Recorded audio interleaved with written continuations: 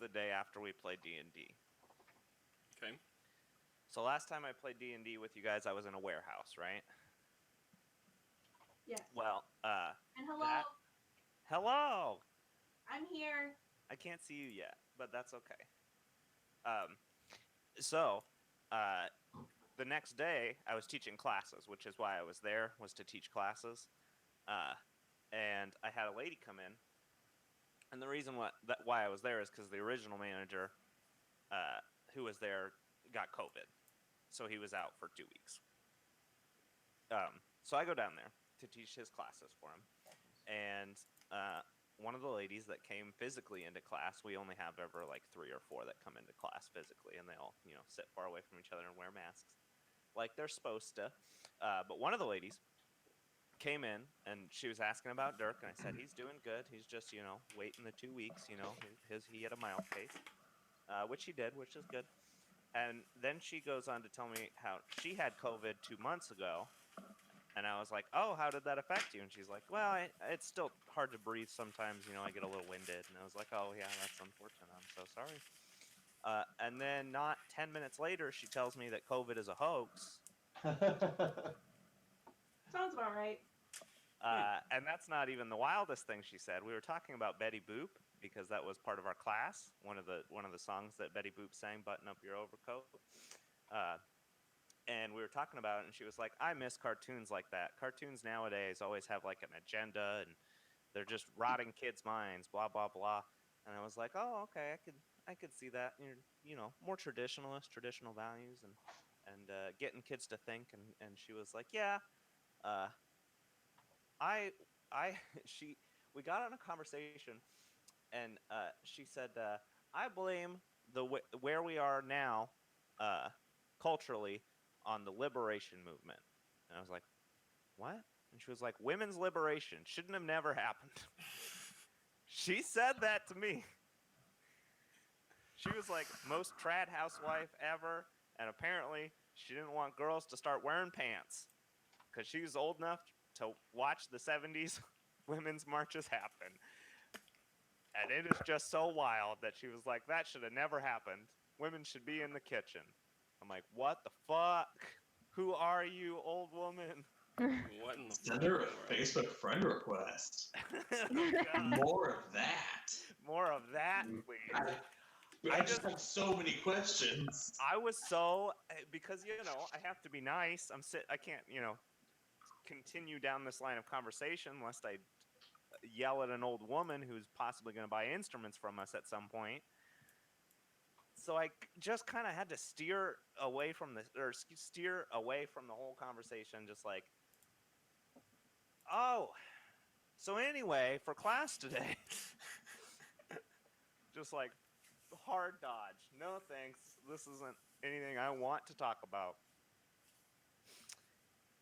Goodness gracious. It was so awful when I would cut people's hair and they would say stuff like that, because it's like, I'm doing your fucking hair and you're an awful person, and I don't want you to know that I think you're an awful person, and I'm not going to mess your hair up, but I sure want to. Like, I just want to give them a mullet. You're a dick, and I don't want to make you pretty. Yeah, exactly. You need to be as ugly on the outside as you are on the inside. Like, I don't want to trick people into thinking you're nice just because you got good hair. Right. Oh, goodness. I love that very much. I miss you, Cody. Hey, Michelle, do you work tomorrow? Please say yes. Yes, and I'm so excited. Thank God. Is tomorrow your you were there today? I got to go back Monday because I got my second negative test results Sunday and got a hold of HR and Renee and yeah. Guys, I did not work from December 30th to January 18th. Damn, that many days in a row. Michelle sat in her house and did not see a human being or work for like 3 Bitch, where was my FaceTime then? Yeah, how did you keep you from losing your mind? I'm pretty sure I did, and I bought new pants, the same size pants that I've been wearing. Can't button them or zip them. Like, I gained another like 5 or 10 pounds from eating pizza and drinking at 2 o'clock in the afternoon. Hell yeah, worth it. Playing on my fucking phone. I played a game on my phone so much my thumb started to hurt. Awesome intervention. It's like a Farmville game. It's like the stupidest fucking mindless bullshit. I spent like $20 on there because I'm an idiot. I just tell myself, like, I don't buy game systems. I don't buy games. It's okay that once or twice a year I spend like $20 or $30 on these stupid fucking piddly games. But I also know like what that could lead to. Like, I'm aware of the path that could take me down, and I'm not going to be some like Candy Crush poor lady when I'm older. Like, I spent all my fortune that I never had on Candy Crush lives. I'm not going to be that guy. Well, you got to get those extra boosts. It just makes the game more enjoyable. You don't have a choice. Yeah. Then they make one level so hard that you have to buy at least something to make it happen. Exactly, and I'm smart enough to see through their bullshit, Josh. I can tell when they give me 5 easy ones and then a hard one. And it's one of those where you get 5 lives and then you have to wait for the timer, just like Candy Crush. You have to wait for the timer to get more lives. So I'm sitting there like fiending with nothing to fucking do. Matt and Maddie are both able to work and go to school from home, but I can't, so I'm just stuck here. Not a good time. Go back to your own side. You gotta mute your, you unmuted on the L side. See, her story was extra boomy. It was perfect. It sounded like the voice of God telling me not to play Candy Crush. Do not play Candy Crush. That is like crack for your eyeballs and fingers. I beat Cyberpunk 2077. Ooh, man, I've been playing that. Yeah, I've been playing the shit out of all the side quests. I haven't played in like a week, to be honest, but yeah, I'm side questing the fuck out of that game. Yeah, I've like done 2 story missions. For some reason, like, I'm gonna tell you, you probably already know this, but do that. Do what you're doing, because the story is very short, and if you don't do enough of the side quests, you just default to the like shitty ending. Okay. I legit have not finished Skyrim. That's honestly like a really good analogy for life in general. Like, I think you just gave like a 2021 version of Stop and Smell the Flowers. Welcome to my TED Talk. Do all the side missions. Yeah. I for real have never killed Alduin in Skyrim, and I've literally probably got like 200 hours in the game. All right, you probably need to do that. It's about the journey and not the destination. It's too late now. There's no excuse. Yeah. Oh goodness, I've killed Alduin so many times. All right, should we play some D&D? Yeah, let's do it. Are we ready? One of my favorite. This is quick, but one of my favorite things to tell you is I have never read the very last page of the last Harry Potter book. I have never turned to that page. I have never read one word on it. I was so uncomfortable and unhappy with the ending that I didn't want it to end, and it wasn't going to end, and I wasn't going to do it, so I've never read that page. Oh, that's the most frustrating thing you've ever said to me. And I've read the series probably 2 or 3 times, and I've never. Oh, that makes me hate so much. My ex-wife was exactly like that when I first met her. She was like, there are so many podcasts I just didn't listen to the end to because I didn't want to hear the end. I didn't want the end of the story to be bad, so I didn't want to acknowledge that it was over. And I was like, I am so mad right now. I'm furious. Sounds like a lot of denial. Exactly. I just got to finish and let it become part of your life. No. I don't want it to be over. Yeah, but all good things. That's why things end. The finales are the best part. Well, here's what we're going to do for D&D. Instead of a recap, I will be reading the last page of the last Harry Potter book. I quit. How do I unfollow? Unsubscribe? You know what's funny is I don't think you could do it fast enough because you'd first panic and close your own computer once I started reading, and then you would realize the sound is not coming out of your own computer. It's true. Matt would probably turn it up knowing him. Good. My man. All right. After smashing a bandit extortion operation, the party continued on the road to the Bone Lord's Cavern, where they were hoping to make names for themselves. Ways down the road, the party happened upon a gnome merchant by the name of, and I couldn't remember what I named this guy, so if anyone wrote it down, tell me. If you didn't, his new name is Pimplepot. Oh. Kinlo. What was it? Kinlo. Kinlo. All right. It's Kinlo now.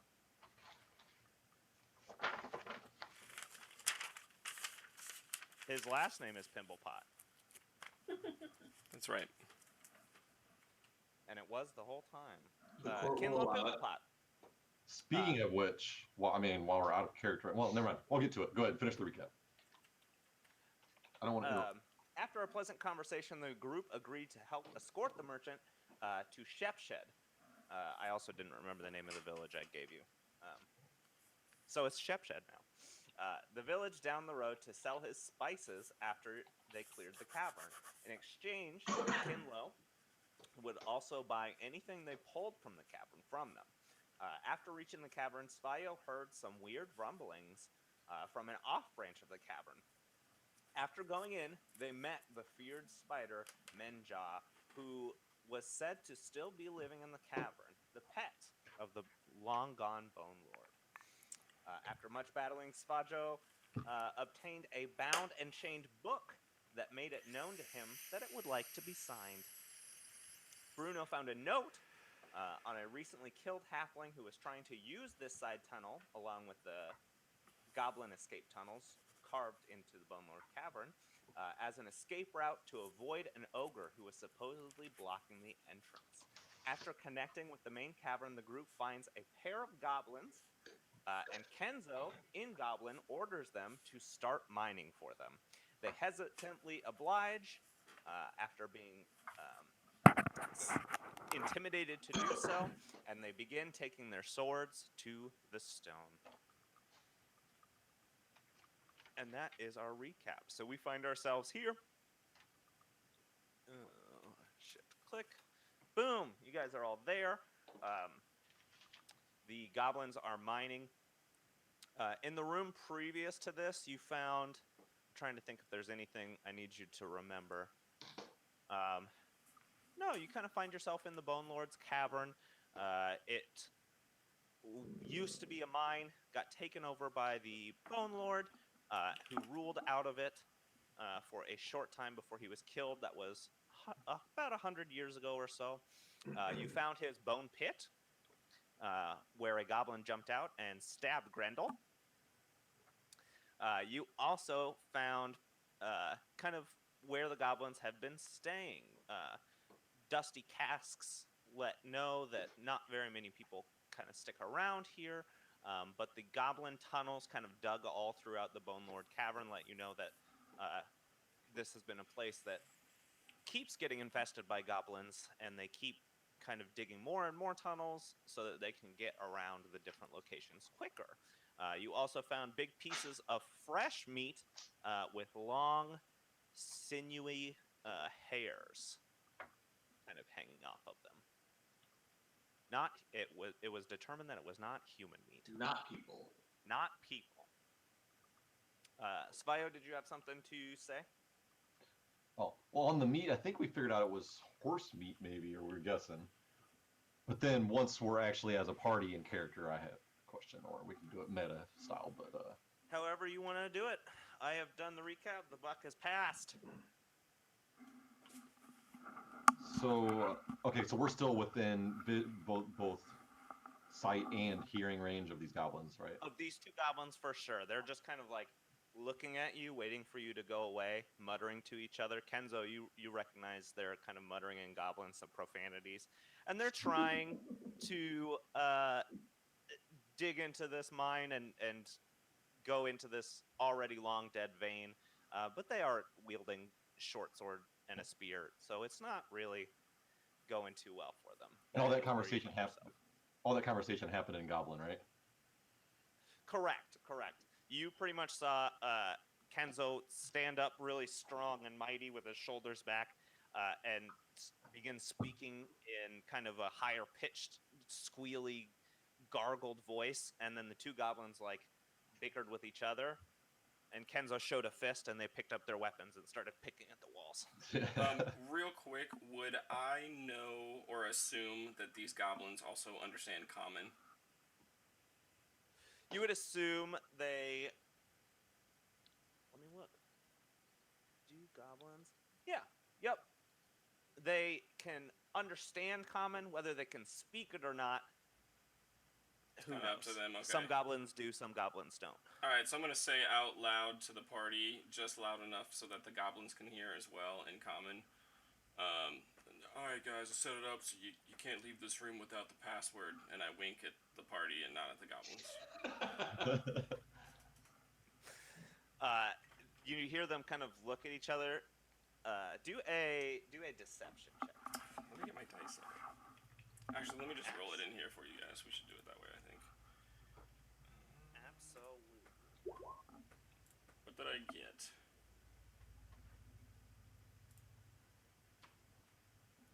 Where's my deception? What did I roll? It's a 10. A 10 total? Yeah, they kind of, you notice they look at each other with shifty eyes and then kind of look down the hall to see if there's any traps. And you notice they kind of steel themselves to a little harder work resolve. They start digging their swords a little harder in, prying rock off of the edge of the walls. Kenzo affords himself a sly smile as he kind of like continues on.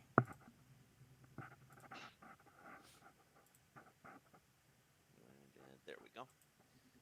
Anything else anyone else would like to do while you're here, or go backwards, or go forwards? I'm ready to move forward into the cavern. Yes. Let's do it. You are ready to move forward. As you kind of all, as a group, march farther up the cavern, you get to about here when you notice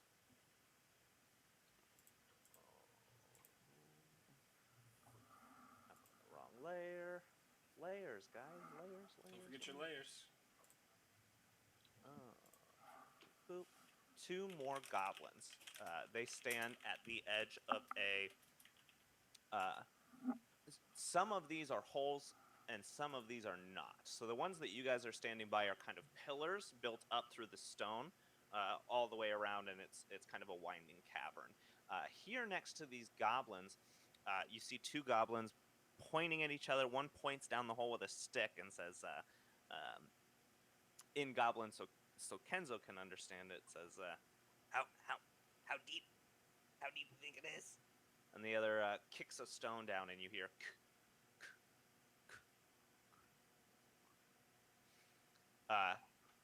so they're just standing next to, and they continue to kick stones down the hall, which you hear clamber off the sides, but you don't hear hit the bottom.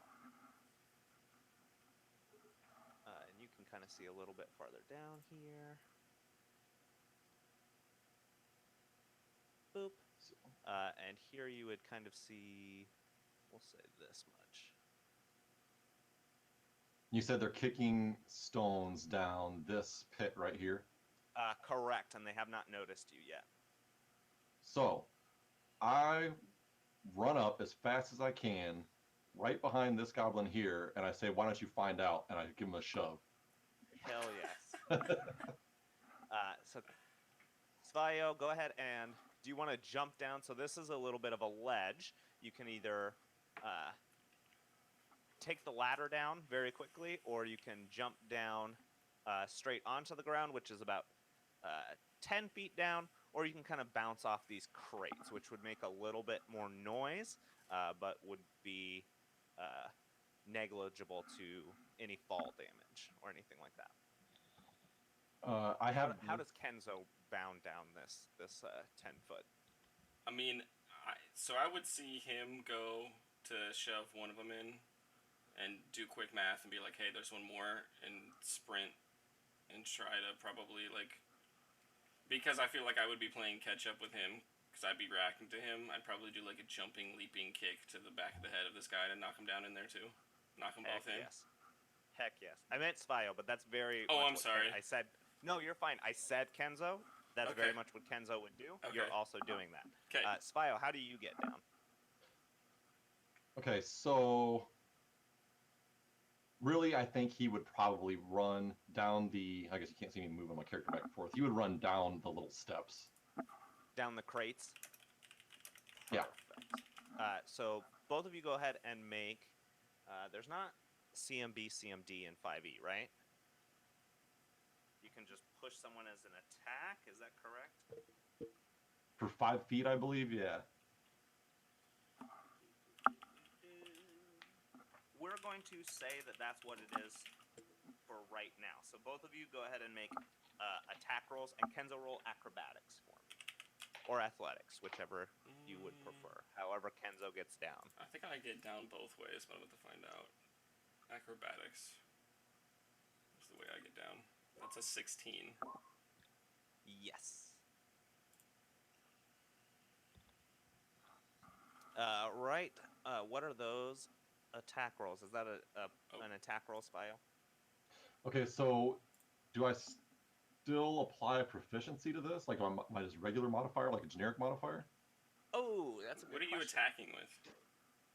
I thought we were Are you just just pushing him. shoving? Then Yeah, it's he's just shoving. unarmed. He's using his unarmed, which I think don't. So? I'm gonna say yes. My, So add your proficiency. My friend Andy is watching the stream. He's probably about to say it right now. He's like my longtime DM. Hi, Andy. Deal. I am not a 5e DM, so if he knows rules, you can totally He knows convey this them for to me. sure. He knows this for sure. Well, if he has how this should be done, let him know to tell us. Give a little chat delay. Give me a little chat delay. I bet he's about to type it. He's probably I was literally just chatting with him like 30 seconds ago. He probably just stopped watching or had to do something. Like, take care of his child. Backseat DM. He said, "I'm not saying LOL." Deal. Wow. All right. What a So guy. yeah, go ahead. Just to speed it up, I'll let you use proficiency bonus Think it and is. strength mod. So they are gonna offset and give me +1. Perfect. So that would be a 13. And Kenzo, why don't you roll an attack roll to hit this feller? Well, there I go down the hole. You're not going to go down the hole, but both of you do not hit these goblins as they kind of sidestep. As soon as I'm on the right layer, here we go. They both sidestep out of the way, and the two of you move kind of to take their place, perched right over the hole. And in doing that, we will start combat. So everyone roll me initiative. Oh, I hit the wrong button.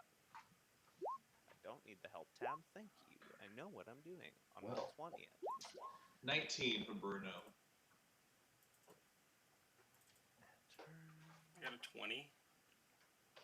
I think there's actually a way you can let us type in our own initiatives. Oh, that's Yeah, only if we use. I just did it.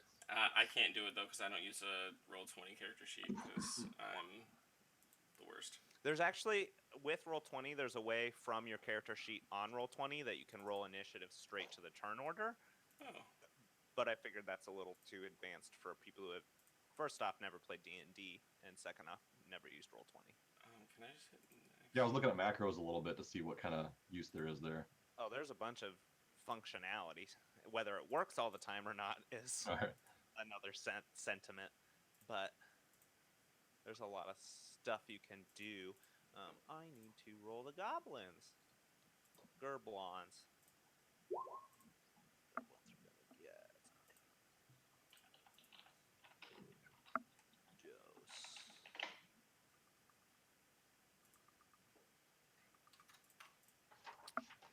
Okay.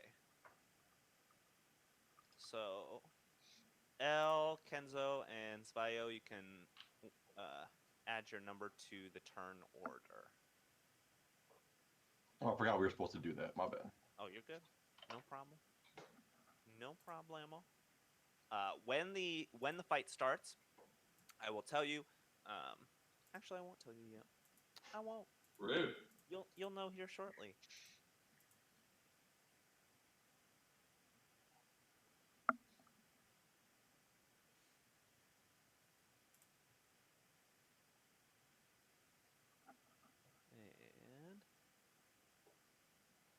And I'm still waiting on Kenzo for the turn order. I'm so sorry. I got a 20. I don't know how to put it. I was trying to figure out how to put it in. Can I just type it in like this? Oh, I didn't even add my initiative since it was a nat 20. 22 is mine. I We will don't cap edit at 20. Dice It Daddy, does not. Yes. point of order for future reference. Shoving, you make an athletics versus athletics. So they roll on athletics. Ooh, that might have been better Head to head. for both of you. You either knock the target prone or push it 5 feet away from you, or you can either do athletics or acrobatics. But if you're making an unarmed attack, I guess I still don't know if you use your proficiency or not, but like if you were, I guess. Yeah, if our warlock who never uses his fists decides to use his fist.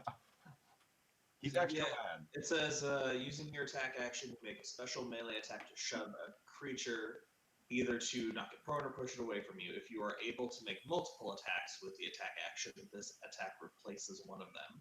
So it's neat. It's no attack roll. It's just straight athletics versus athletics or acrobatics versus. I'll be sure and to put... the target of the shove gets to choose athletics or acrobatics. Perfect. Point of order. We'll say they're extra dexterous goblins.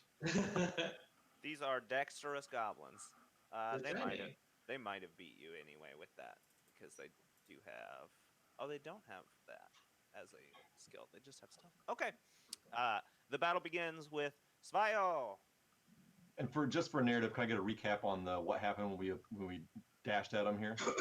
You dash at these people. Kenzo takes a leaping jump. Seeing you begin to move, you hop down the boxes safely. Kenzo jumps off the edge. You guys reach the goblins about the same time. You mutter a pretty cool phrase where you say, "Why don't you find out?" It alerts both goblins just enough that they duck and roll under you, and the weight of your push pushes you both into their spaces. Okay. So you're both on the edge. You're still making tickle hands. So, Svayo having horrible luck lately with doing any damage at all. He's like completely frustrated at this point. Okay, so he hunches over and starts to like clench his fists and just gets pissed, and his eyes rage up and start to like boil over this purple color, and these purple tendrils start to spring out of his body, and he's just like, "Oh no, you didn't!" And the arms of Hadar come out of his body to smash these goblins. Hot damn. Yes. Boop boop. In position, you do not provoke. Okay. I'm glad. Ranged. Is this a ranged spell? It's not. All creatures within 10 feet too, so that'll get both goblins. Yeah, within 10 feet. Okay, so what does it do exactly? Erupt from you. Creatures within 10 feet of you must make strength saving throws. On a failed save, the target takes 2d6 necrotic damage and can't take reactions. It's half the damage. That's crazy. Okay, so they both get strength saving throws, which is not good for them.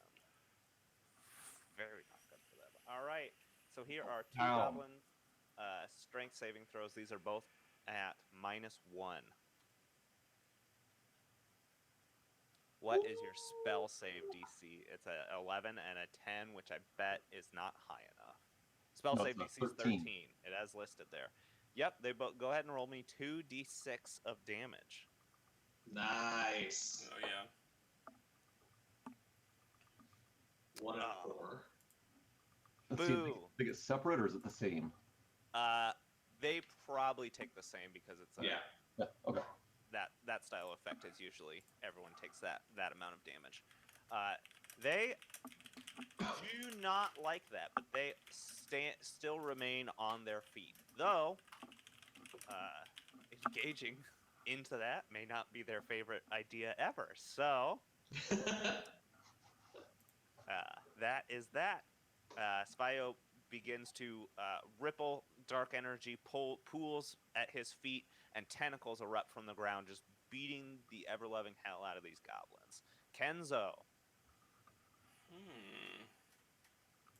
What a fun position to be in.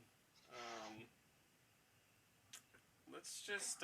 Kenzo's mad that he missed, because he's the dexterous guy. He gets to jump on you. You don't get to jump on him, you know?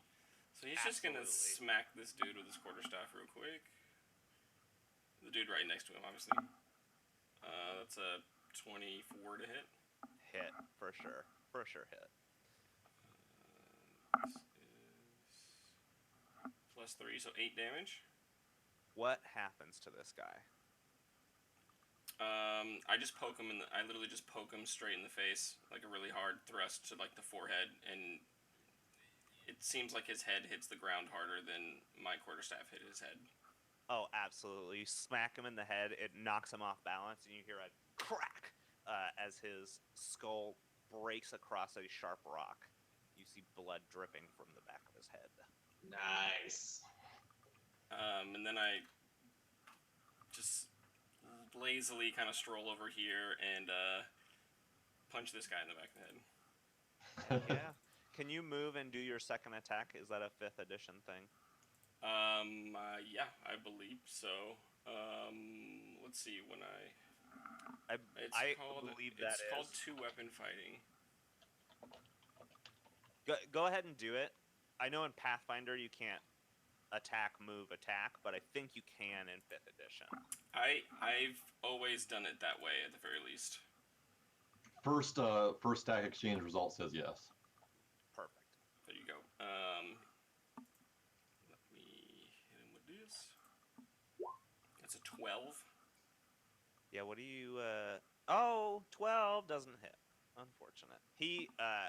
You poke this guy in the head, the other guy, looks at what happened, and as you approach him, he cowers behind his shield, lifts it up right as you go to stab down on him. So it's Bruno's go. Alright, let's see. I'm so sorry. In the ladder here. Before the end of my turn, I'm gonna move, if that's okay. Absolutely. Okay. I'm just gonna back up behind Svayu and be like, alright, well, you got it, man, then. Just, I can't hit him. Oh, heck, never mind. I was going to say you left the goblin's threat range, so he gets an attack, but he doesn't. He got his ass beat. Because he got destroyed by the arms of Hadar. Oh, well, also because the mobile feature. Oh, okay, you have... So if I attempt an attack against somebody, they can't get an opportunity attack against... A melee attack, specifically. That's, like, the way it's worded, so... Just let me have my moment. I'm sorry, go ahead. I just wanted to... Sorry. 2 reasons. He definitely can't attack. He definitely... Yeah, he double can't. Bruno's just gonna move. He gets down there, he sees just the one goblin left, and he's like, alright, Smoshum, it's on you. As you run past and jump off of this ledge, go ahead and give me a quick acrobatics check, or athletics. Bam.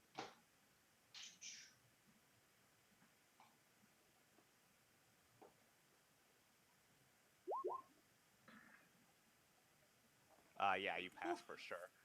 Your eyes do catch the hint of what is down this hall, as you see in a straight line. Oh, we'll do... hold on. Let's give you a little more radius here. Did that reveal? It didn't. Why did that not reveal? Reveal areas.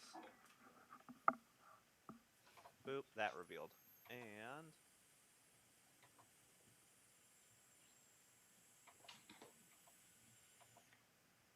as you jumped down, your eyes and your brain catch up, and you realize down that hall you saw 3 more goblins. Alright, fair enough. He sees those goblins, and he's like, ladies, 2 on your right, 3 on your right. Alright, and that is Elwyn Woods.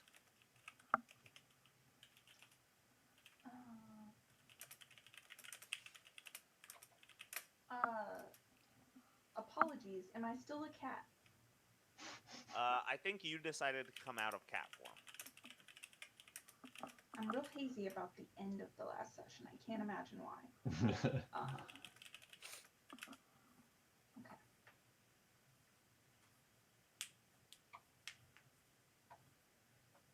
Oh man, okay. I can move 30 feet? Yep. 30 feet? 6 squares? Correct. And if you click that little ruler, something really neat is you can actually start from yourself and see how far that gets you. I haven't figured out the ruler yet. Where the hell is it? You were on it. Down 2-1. Down there. Yep. Yeah, just click on your character and hold it, and you can. Well, that makes sense. I didn't Yeah, you realize can that click little. anywhere. Woo. Why is it showing me? That's not me. It's That good to was, know how far Katie can move too. you can tell who did it by the color of the arrow. Like mine is the light blue.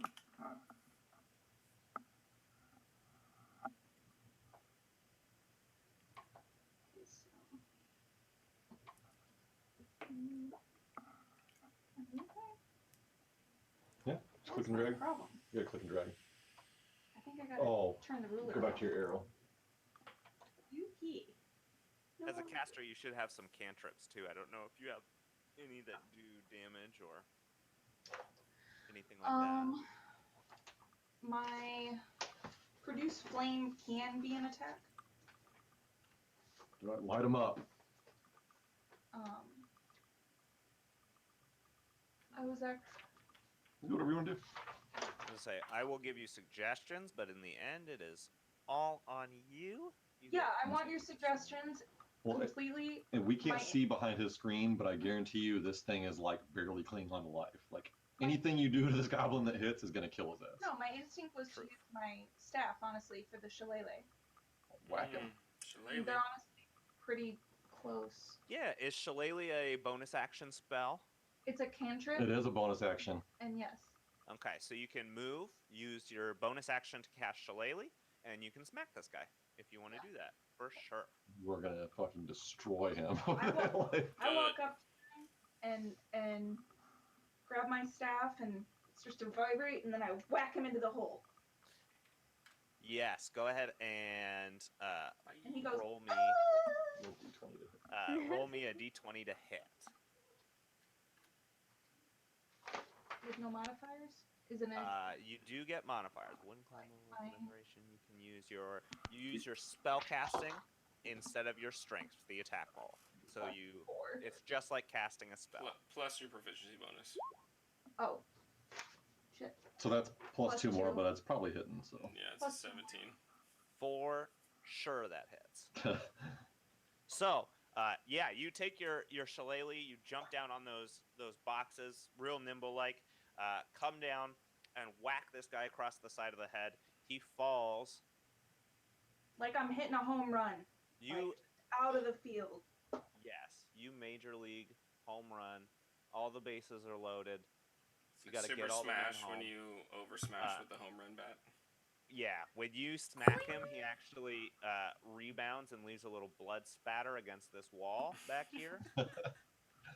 And then he falls straight down into the pit after about, I don't know, 5 seconds. You hear a faint.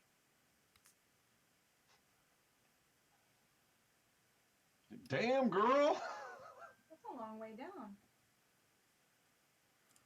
If Kenzo shouted loud enough, would those goblins that were digging hear him? Does he think? Yes. Yep. Alright, so he says really loud and common. He's like, that's what happens to goblins who don't dig enough. In case they go looking over to what happened, you know. Oh, yeah, for sure. Grendel, it is your turn. What would Grendel like to do? I would like to go down that hallway towards the other ones. So can I go... How far can I go? 20 feet? It'll be on your character sheet. I think dwarves are 25. 25. So I'm going to go 5 squares. Yes. I'm going to go... I just want to go right here. Why can't... You got to click on the pointer again. All right, deal. There. I go here. You can go one more if you want.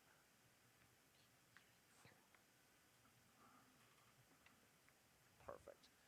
And then seeing that, I will open up the rest of this room for you. Boof. Upon entering, the goblins seem like they've kind of looked back and prepared themselves for battle, but what they were doing in here before, you're not quite sure. One goblin is standing wearing a hat that he has made for himself out of a couple jawbones. And instead of a sword and spear, you see him carrying a kind of a rod made of bones.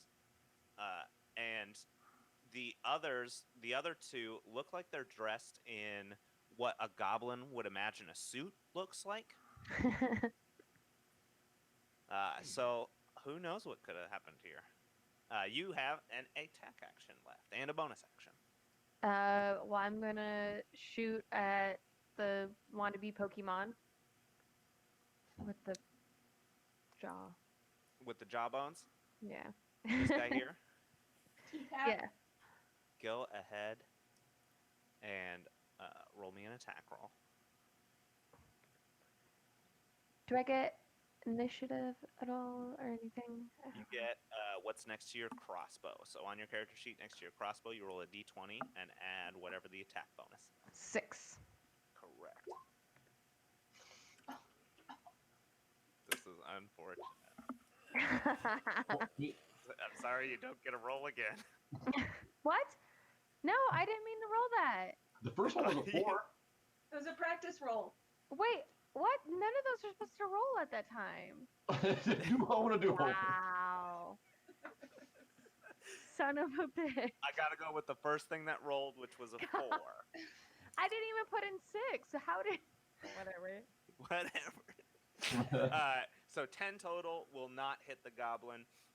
You see, you shoot and it lands at the makeshift altar in front of him, kind of landing in the open, what appears to be some sort of book in front of him. The arrow hits the altar right into that book, and the goblin looks down at it and wipes his brow. I blame it on my new nails. These goblins, I blame it on my nails. These two, boop, they're going to run up this way into what you guys can, well, maybe no one can see them. Grendel might be able to see them, but they kind of disappear into the cavern. How'd they know the password? Fuck. And then these three are going to... This one jumps over his bench. 1, 2, 3, 4. And these two... This one comes that way too. 1, 2, 3, 4. And you see this one go off this direction. 1, 2, 3, 4. Boop. And into a hole. Rude. And this one's going to try and make a swing against Grendel. So he gets this, and this is going to be against your AC. 13. An 11. He takes his scimitar that he has in his hand, crude and cracked, and he goes to swing it down on you. You notice one of the little chinks in the edge of the scimitar, and you quickly place the back of your crossbow into that chink and stop his sword from hitting you. Svayo. Okay. So Svayo actually is kind of oblivious to what's going on here. He was so caught up in actually just trying to give a beat down for a change. He wasn't even paying attention to what Bruno yelled. So first off, he's kind of nonchalantly just walking off this way because he hears some clinking, like, what the hell is that? He's like, what is going on over there? He looks over and he's like, oh shit. And then just off the hip, just fires Purple Eldritch Blast right at this first goblin here. Perfect. Go ahead and roll me an attack roll. And maybe you'll hit even. Maybe. I might catch one this time. Oh, Grendel ducks. So this is where the spell attack gets applied as a plus modifier, right? Correct. So Okay. you do a spell attack. You're doing a spell attack roll with your Eldritch Blast. I'm so sorry. Oh, buddy. Them's the dice some days. Spio, you begin to notice every time you're doing your Eldritch Blast, you're kind of throwing a middle finger into it, like you instinctively did the first time, Yeah. and it's throwing off your aim a little bit. You go to fire your Eldritch Blast, and it goes straight forward, but it kind of goes up, and it blasts and shatters right above Grendel's head, and a little debris falls down and dust on you, dealing no damage, but really freaking you out, Grendel. He's got a little eldritch dysfunction. He's got a little ED problem going on lately. Kenzo Yachi.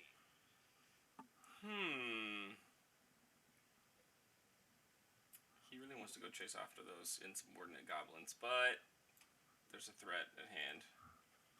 One thing you notice about all the goblin holes that are bored into this place is they're all just big enough for small-sized creatures to get in, and not big enough for medium-sized creatures to get in. Which you imagine might be why Half Pup was sent first.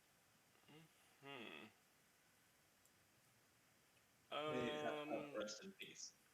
So More Half Pup. this tunnel, essentially, with these goblins and Grendel in it, it's not wide enough for me to get by them. If you do a very good athletics check, Parkour. Well, so I do have Step of the Wind, Or where acrobatics. I can spend a key point, and my jump distance is doubled, which makes it 28 feet, which is 2 feet shy of 30 feet, which is 3 squares, which is what the distance I need. if you use Step of the Wind, you can definitely get over this whole group of people and get to the backside. Can I not Step of the Wind and just acrobatics and try to get over it? Is that an option as well? That's also an option. Step of the Wind will allow you to do it for free. Okay. You could also do a high acrobatics check to try and get over, and if you fail by 5 or more, both you and Grendel will go prone. Ooh. Yeah, Putting I it don't. out there. What? Grendel, you trying to go prone with me? That didn't sound good. Okay, alright. I'm gonna use my key point. I'm gonna Step the Wind. I'm just gonna... I do a wall run, classic, Oh, hell yeah. and then I'm here. I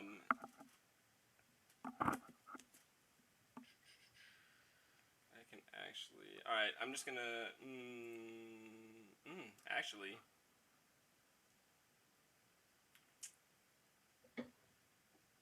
I'm gonna attack the guy in the middle so that he doesn't get an opportunity attack on me, and then I'm gonna end my turn right here.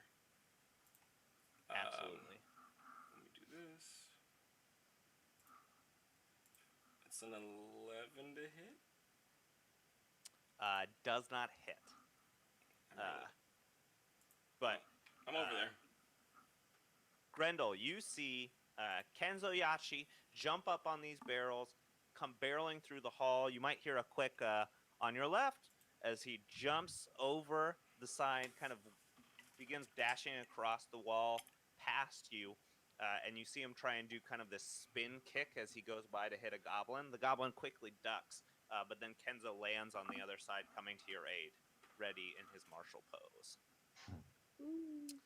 Bruno Goldbeard.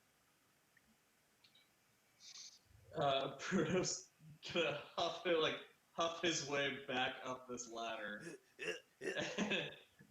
Sorry, I looked the wrong way. I looked before I leap. And run up here, and that's where, because I can't move through Grendel, but I'm gonna double move. You can move through Grendel, you can't move through the goblin space. Right. So... What if I... Oh no, I have to do a double... I have to do a double move to get here. Never mind. Is that your turn? That's it. Yep, that's my turn. A double move is you using... It's technically called a dash action in 5e. It's where you get to move twice your move speed, but it takes both your movement and your action. Nice. So you're pretty much using your action to move again. Kenzo's done that, right? Or is that just the dashing is part of So the... I have a special feature that lets me do it as a bonus action / key point. Gotcha. So yeah. I got you. Okay. Thank you. Sorry. Yep, you're good. No, you're great questions. Great questions. Because there's a list of, and I can go through them later. There's a list of things you can do as actions, like dashing and disengaging. And I can talk about those later too. But you can, as an action, like attack, cast a spell, dash, disengage. You can do a dodge or a help action. You can try and hide. There's also We could have a private DND date where you can teach me stuff on. just tell you everything. Trust me, you don't want that. I'll talk for 5 hours. Okay. Katie can sit there and craft and be there too. Deal. That sounds fun, and I'm excited about it. Elle. Oh shit. Okay. What am I doing here? I want to.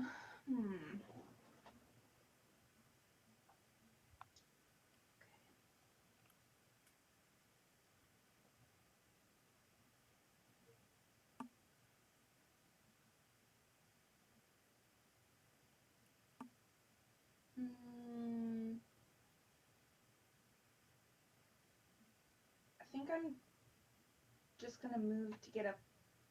Elle is going to move over this way, and that's it for now. Yep. You make your way, step up onto the boxes, get on top, and prepare yourself for whatever's next. You still have an action and a bonus action if you want to do anything with those. If you have a spell that can. I think I'm good. Just because she's probably not aware. I think almost like all characters start with like some darts and stuff, right? Okay, you actually do.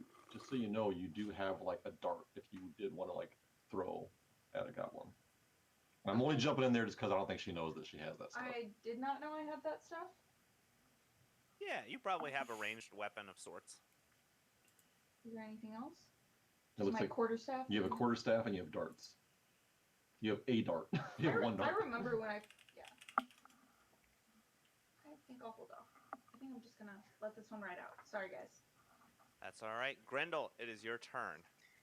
I am.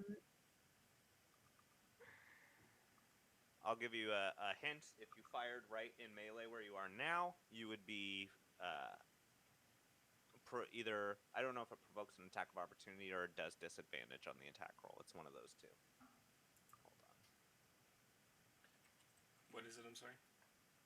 Shooting ranged in melee range. I think it's disadvantage. I have a short sword. Yeah, you can drop your crossbow and draw your sword as part of an attack if you want to try and hit with a short sword.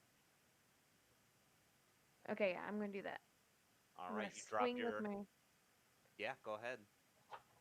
You roll a d20 plus whatever it says next to your short sword. 4, and I'm not gonna click anything until I move it. Oh.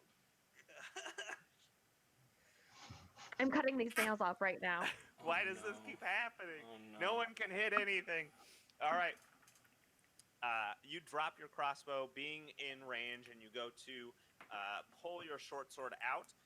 But as you pull your short sword out, it catches on the scabbard, and it's as much as you can do just to pull the short sword out and make kind of a light-hearted stab towards the goblin, which he kind of bats away with his own sword. Goblins' turns. And the goblins are going to... What was that? These two are going My sword. to... Oh, it's a knife. I couldn't tell. This one's going to full disengage and run over here and disappear. And this one is kind of not in a place where he can do that. He's going to try and attack Grendel. He's got the bloodlust. Come at me, bitch. He wants at it. He want it. Open my dice roller, please. 14 to hit. Fuck. Does that hit? Yes. All right. He's going to do...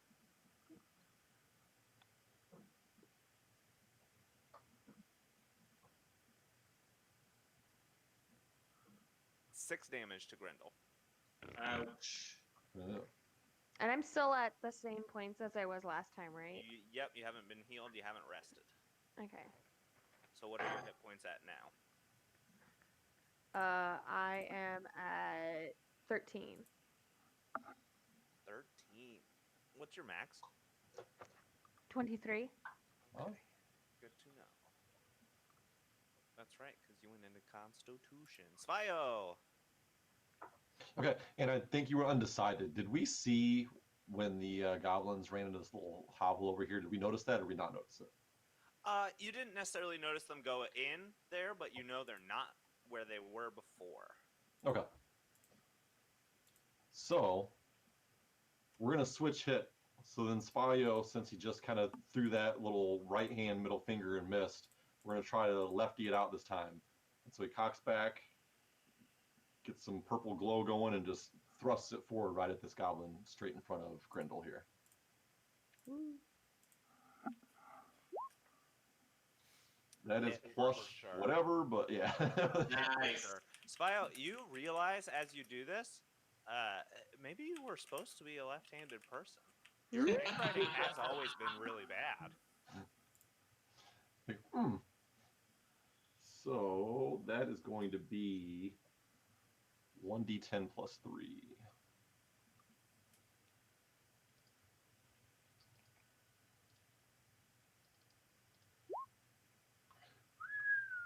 What do you do to this boy? So this is aimed right for the eye because he's still tilted from all the misses before. So he cocks back that energy, it kind of bubbles up in the left hand and shoots it forward, and then that blast goes right through the left eye of that goblin. Yeah, you switch it up. You actually summon the energy in your right hand again, and then noticing that you might want to make a change, you kind of like throw it in the air and catch it with your other hand and go for the punch. The Eldritch Blast comes right out of you, streaks right past all of your friends' heads, and straight bullseye right into this thing's eye, which you see kind of pop. And the Grendel right in front of you, this has happened. You can actually see this thing's brain start to boil and kind of seep out of its empty eye socket. This thing goes. Oh, now I want soup. Gross. So that is all of the enemies you can see taken care of. I will say you're out of combat, but we're going to keep this order. Nothing else is actively attacking you.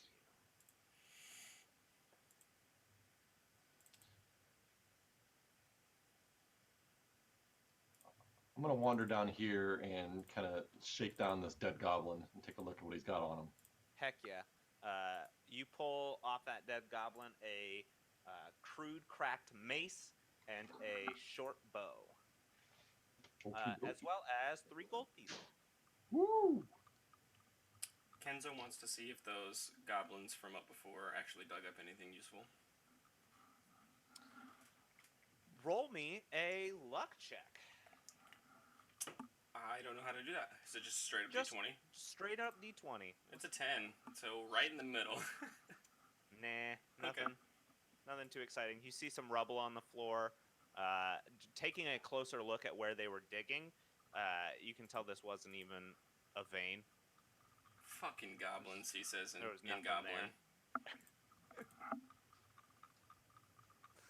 I'm gonna come in here. We just kind of blew through this. I'm gonna do grab some perception checks in the room that I just moved to, and then back to this room over here.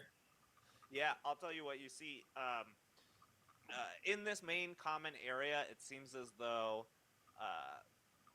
the hole possibly was part of right above, kind of sitting above one of the smaller mines in the area and had fallen through. That's the hole that they had kind of fallen out of. But everything else here is just kind of sconces. The crates that you use to get up and down from here over here, kind of looking at them, they're mostly completely ransacked and empty. You find some very old bread in one of them, so it's stale and blue that you probably don't even recognize it as an edible food. Gross. But the interesting thing is when you get in here, you find a couple things. First off, you find some pews with some ease, and an altar. You notice a crude book with an arrow sticking straight out of it. As you look at the book, it looks as though many of the pages of the original book, which is entitled The Great Minds of Grendel, have been ripped out.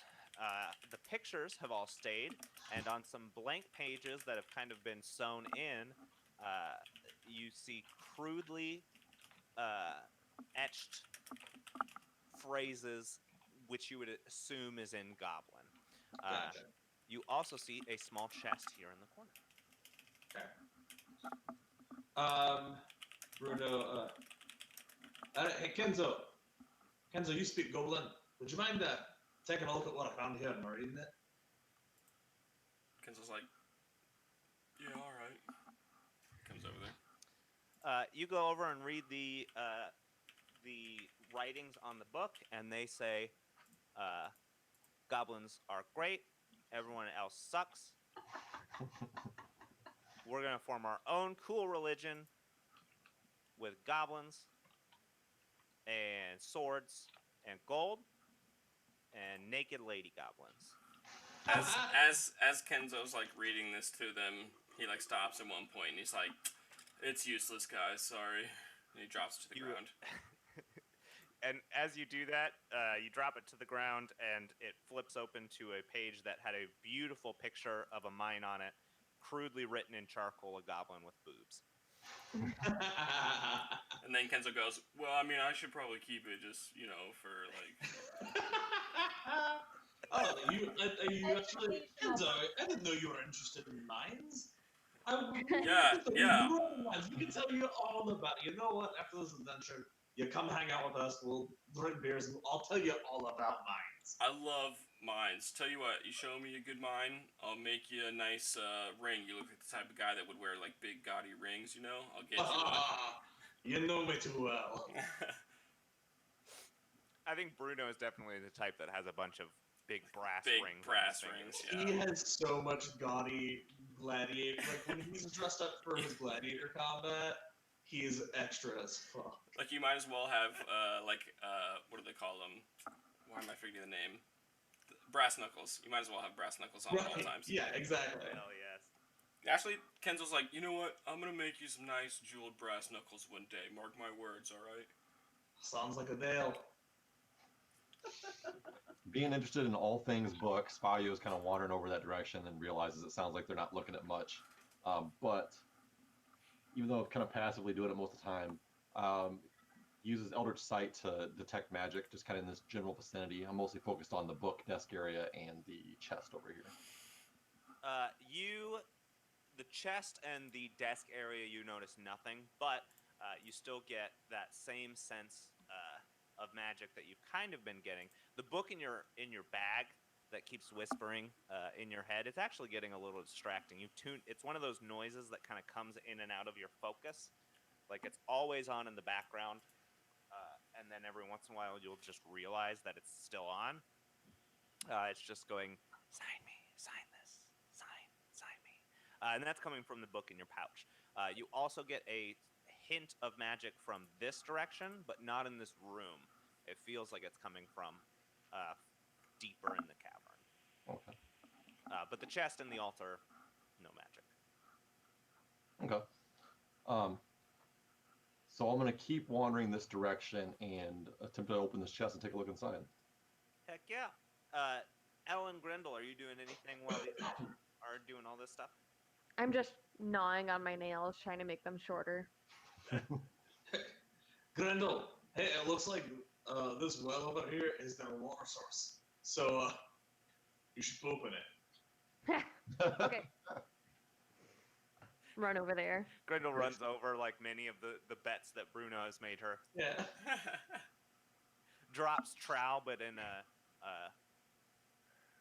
more feminine dwarven way, which The is still pooping fairly way? masculine. Yeah. Just no nonsense. Elle, are you drop doing and drop. anything while these guys are looking for this? If my moving ability, my speed is 40 feet and climb 30 feet, is that like combined or separate? Like, how does that work? Separate. You have a climb speed separate from your movement. So if I climb like halfway and then walk halfway, how does that work? So the way I've known is the climbing does actually use your movement. So if your movement's 40 feet and your climbing's 20 feet, it doesn't mean you can climb 20 feet and then move 40 feet. It means you can climb 20 feet and then move 20 feet. Move the remainder, basically. Yes. Okay. Well, That makes sense. you used half of it. Yeah.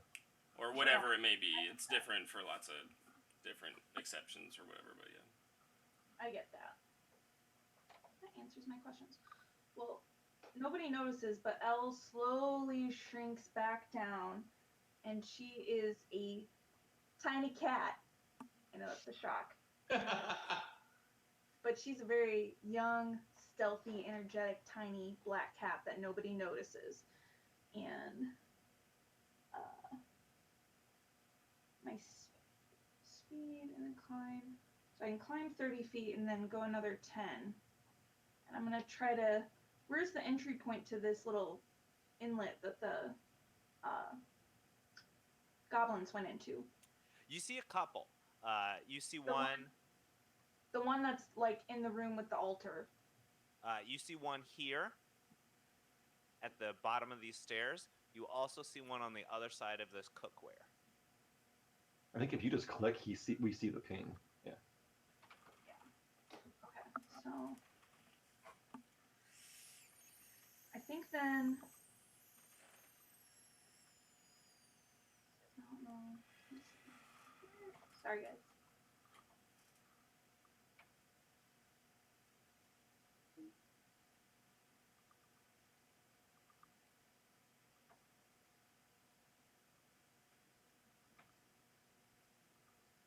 Where do you want to go exactly? Don't worry about movement. Where do you want to go exactly? I'm gonna sneak down one of these tunnels and start to try to see where some of these goblins went and what they're doing down there. Yeah, totally. The tunnels are... I can really reach either of these two here or here. Oh yeah, we're out of combat and people are looking at books and opening chests and all that stuff. So you have time. Movement's not necessarily a factor. Movement mostly is when the action economy is going through. So Yeah, did you catch that though? um, That's kind of what I was saying before. Like once you're out of combat, like he's saying, yeah, like yeah, it's not as much rigid like timing. yeah, you can kind of do whatever you like. So you go over to one of these holes and you begin to prowl inside. And once you get inside these holes, you're probably the only one in the party who can even try and do this. You start moving through the holes. Your cat's dark vision kicks in, and you can kind of see some of the things. You notice that these holes are fairly... To say that they're intricate invokes the idea that any thought was put into where these holes were going to go. That is not what is happening here. But there are a lot of them. There are a lot of branching paths. They go places. You notice a couple signs posted up, like hammered and nailed into the dirt and stone to kind of try and point arrows, but some of the signs aren't labeled. They just have an arrow pointing in a direction. Some of the signs have like X's on them, showing that probably it dead ends. But you make your way, and you can pop out in a bunch of different places. But do you want to keep going down these holes until you find something? Yes, because I'm trying. My elf thing says she turns into this cat that she needs to see where these goblins are going and what they're trying to find.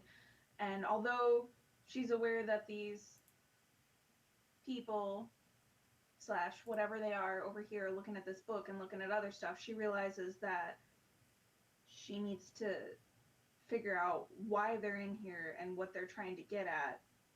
Go ahead and roll me a stealth roll. Which, given the step, so you probably have an advantage on that too. With the Or cat, yeah. proficiency, Stealth roll.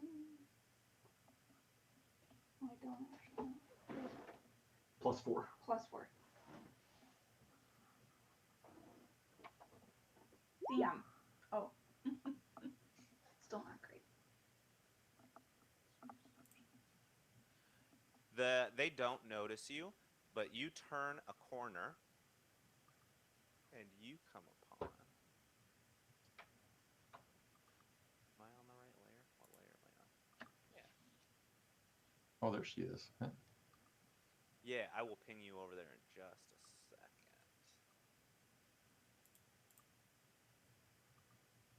Oh shit! You see, and you notice these two goblins. You know that they're the same goblins you saw before. They do not see you as you approach, but you turn a corner and you immediately see them.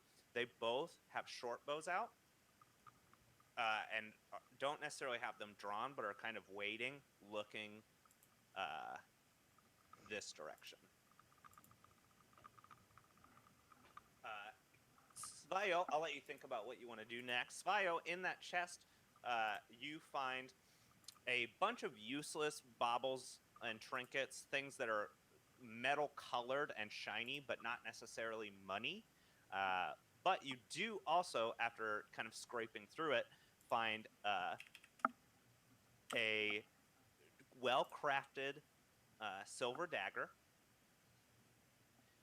and about, I don't want to go too far into silver and copper pieces, but about 1 gold worth of silver and copper pieces. Okie doke. And it would be an overstatement to say that it's a full chest. It is a bulging chest. It takes very little when you undo the latch for the chest to just spring open on its own. But everything else in there is pretty much junk. Okay, we're basically just all the trinkets and baubles are basically junk. Yep, it's Okay. junk. It wouldn't be worth anything for you to even take it back, but it's shiny, so the goblins put it in there. Okay, so we take the silver dagger and the GP. Maybe one little bauble as a memento. This is like, oh, this thing's kind of cool. He takes a little memento. Oh yeah, there's a small statue kind of made of tin. You can see that they've kind of tried to attach horns to it and also drawn a penis on it. It's like, sweet. Okay. So, although we're kind of dispersed right now. Yeah, you all turn around and notice that Bruno is gone and Elle is gone. So, in the midst of kind of that same little action as pocketing my nice little penis statue, I go up to these two, and Spotty says, I don't know about you two, but I could kind of go for a rest right about now. Yes. We should find the I other. definitely want to rest. Yeah, no, That's that a big sounds short good. rest. And Kenzo's like, "Ugh," and he pulls up onto the comfiest thing he can see around him. Yeah. And then I, at least, since I've started to feel a little bit of attachment, I don't fully settle into my rest. I'm still kind of wondering and asking the party, like, so where the hell is Elle at? Yeah, Who? Elle.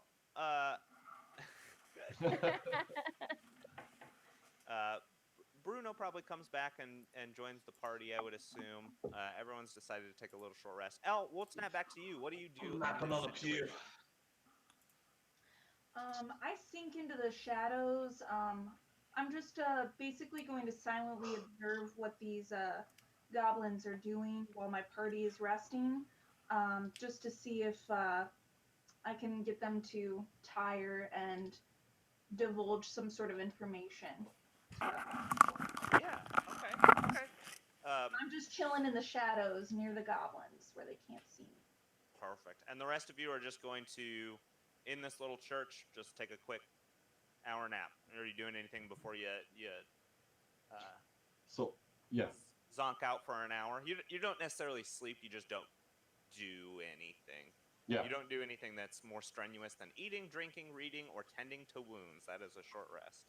So while we're chilling here, and this nagging voice keeps bugging Svalio more and more, he starts to kind of take a look at this book and thumb through it and try to ascertain more on what the hell's going on here.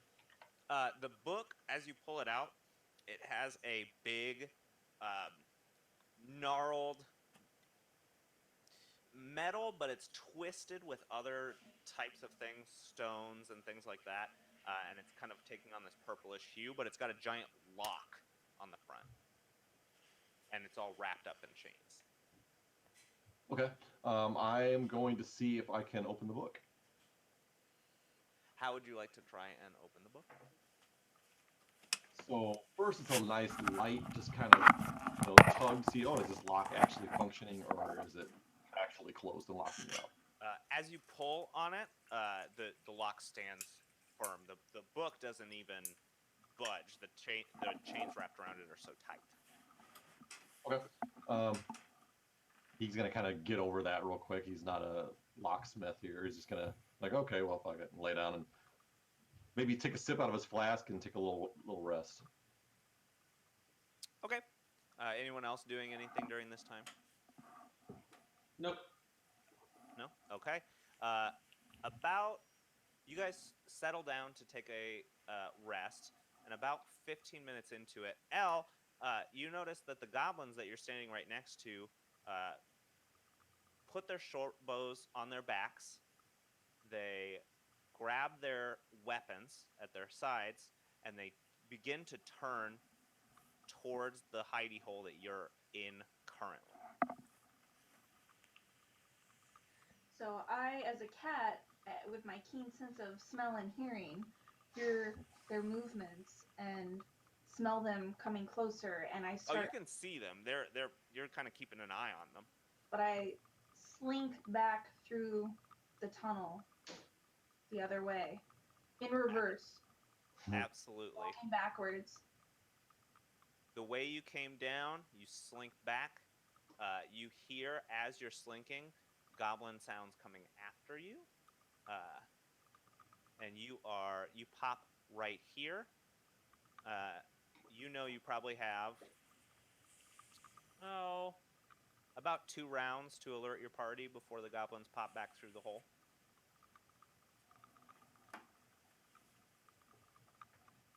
I don't know if she talks. I slink up to Svayo and begin headbutting him and nudging him. Hey, if we're gonna do this, you gotta turn back into the other thing. I like that better. Whacking my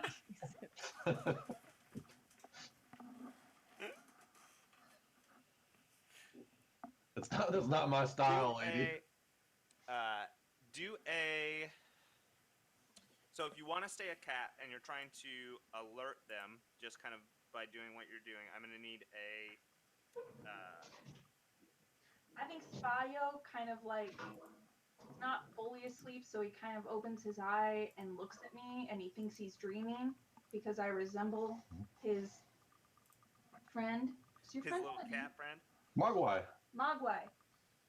Either roll a performance or a persuasion check with disadvantage. Oh. Persuasion. Uh, Yes, that's Performance. Yes. Boo, hate it. All right. Is Timmy in a well, girl? Thanks, I hate it. I am not joking. I asked that to a coworker today. Okay, moving on. What is a girl? Okay, I need direction here. So persuasion, it's gonna be 20 plus. I already have.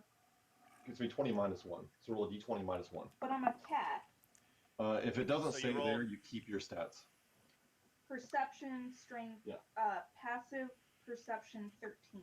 Yeah, the only thing that changes when you become a cat are your physical attributes, but your persuasion and your performance would remain the same. They're charisma checks. So What does it mean when it says senses passive perception 13? passive perception is a thing that I can use to have you notice things in the surrounding without you having to roll perception checks all the time. So when you're rolling a perception check, you're actively looking for something or trying to find something. Your passive perception represents a number of things that can't sneak up on you or you would notice just kind of by naturally walking around. I got you. So like if we're just walking and he says, "Hey, roll for me," like then we know, oh shit, something's up. It's Probably. literally just being aware of your surroundings. It sounds Yep. like. So, Yep, okay. pretty much. So you're going to roll 2 d20s, minus 1 to each, and you're going to take the lower number. Boo. I guess I shouldn't have booed it before I rolled it. You notice no one has really caught on to what you're trying to say, but you're over here near Svaio, and the goblins, boop, boop, pop out of the hole, interrupting your long rest. And we will continue on initiative. I don't want to make everyone roll initiative, but we'll continue down the initiative order with Kenzo. And then I know you said long there, but did that interrupt our short rest? We didn't get slots back? Correct. I thought we were taking taking short, yeah. rest. Okay. It was about 15 minutes. You didn't get your 1 hour of doing nothing. Gotcha. Unless you want to continue to do nothing. Am I aware of these goblins? Absolutely. They make a lot of noise. They pop back through the hole, kind of thinking that they're going to get the bump on you, but don't really make too much of an effort to be stealthy. Even though they could. They're very stealthy. They don't. Okay, so I just kind of look over like, oh! Oh! So Kenzo stands up. He's looking super annoyed because he was trying to take a nap.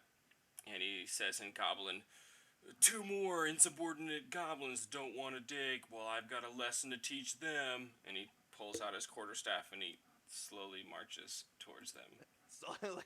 No, it's the goblins too. It's the 2. It is the 2. These are 2 different ones. Oh. Oh yeah. Those ones are still out there, though. But I don't attack yet. I wait to see the reaction.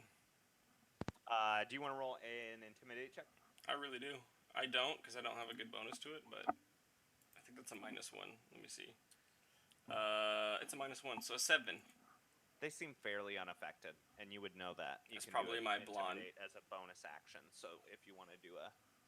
It's my blonde ponytail. They weren't falling for it. Okay. They don't scare anybody with a ponytail. That was a bonus action. Okay, so I'm gonna not get. I'm sorry. I'm gonna not get within melee range of the top left one. I'm gonna quarterstaff this dude to the face because he wasn't intimidated. That is a 15. That is a hit. Here's 10 damage, I believe. Wait, no, 9 damage. What do you do this, boy? So I do the whole, actually, like, leg sweep him. He goes horizontal, and while he's horizontal, I hit him, like, right in the rib cage, straight down into the ground. Boof! He cracks his head against the rock, and he is knocked completely unconscious. And then I kind of, like, swift movement. I kind of, like, flurry twirl over to here, like, all epic, like, and I stare at... you, like, do a full jumping kind of fancy spinning, like, and with my quarterstaff out, and then I get up on the top of those stairs. And I stare down that one, the other goblin. Bruno, you're muted if you're saying things. Bruno grabs his axe. It's about time. I was getting bored. And he takes his axe and swings up on this goblin right in front of him. Yeah, go for it. 15 to hit. 15 to hit, hits. Okay. That is 5 damage. 5 damage. You gash this boy right across the chest completely. He goes to bring his shield up, and you kind of knock the shield down and scrape across the top of him with the tip of your axe, causing him to bleed profusely. Excellent. He still stands. L. Shit.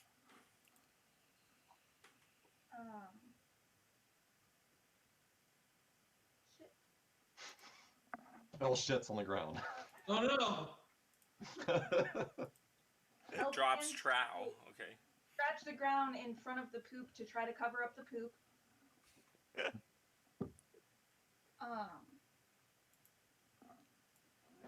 Man. That's my sheet, sorry. There you go. That was just one of the first times I was actually so, like, engrossed in the story and what was going on. That's that shit I love. That's good. I know, I had no, like, perception of the fact that I needed to make a decision. But now you are an active participant in the story. I am. So This guy, I will tell you, this guy's looking pretty bad. Pretty fucked up. I thought the other guy was He's dead. dead. He's This not, one is dead. Doesn't he need an X? Yeah, okay. Sorry. You're absolutely fine.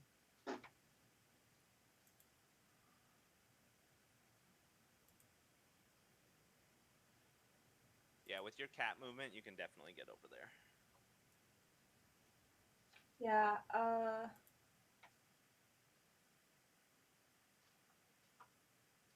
Switch back to the God damn it. This isn't MySpace.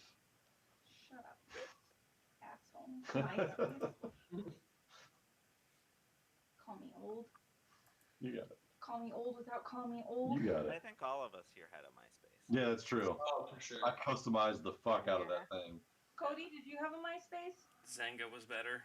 Anyways, yeah, I did. Oh my god, I remember that too. Zanga was so good. You could set not just songs, but whole playlists that would play while someone was visiting your own page. Animated backgrounds, text and shit, and all that stuff. It was so customizable. Literally, that was the first one ever, and it was way better than anything else.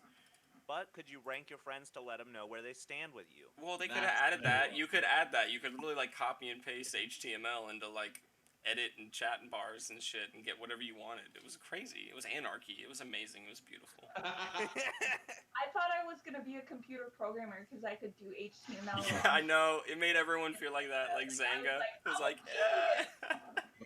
That's so true. You didn't have Tom though. Okay, you didn't have Tom. I'm always at your back. Tom. Yeah, you always knew those anarchy kids by the people who still had Tom on their friends list. Yeah, exactly. Tom was number one because I'm Always. cool. They were too hardcore for me. There were two. Same. Elle, would you like to try and attack this Gerblin? I sure am. I'm gonna try to. I did some crazy zoomy cat shit and zoomed all over the place, and he didn't even see it coming. And I ricochet off the wall and hop on top of him and lash out with my deadly fecal claw. Oh, it's got poison damage. Poison damage now. All right, go ahead and roll me a d20. Poopy poison And damage. add whatever you add to that. It's probably your proficiency bonus plus whatever your cat dex modifier is.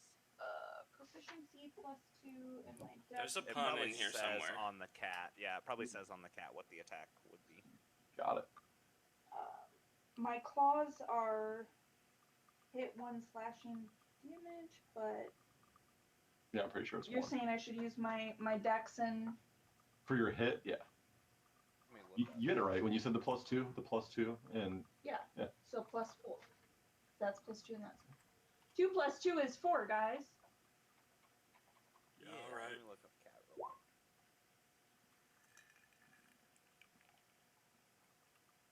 that's not a good sign. That is not a hit. So you jump on top of him, Great. and you begin scratching at him, but he is too worried about the giant gash in his chest to worry too much about the kitty scratches. He grabs you and throws you down on the ground. You land deftly on your feet. Grendel. You let go of our pussy. You do notice this goblin is wearing a toupee. I do. We Can gotta I get do to the capital. Hunter's Mark on him? You absolutely can do Hunter's Mark on him. I do Hunter's Mark on him, and I go just because of how gross that is, and then I shoot at him. Go ahead and roll an attack roll for me with your crossbow. Ha! Ha ha! Nice. It is. That's for sure a hit. You can roll damage if you would like, just to see how much it was, because he does have Hunter's Mark on him. So much I roll a damage. d20 for that, right? No. What do I roll? You roll a. It should be next to D6? your crossbow. I think it's a D10 It is a d10. I'm sorry. I plus knew that. whatever it says on there.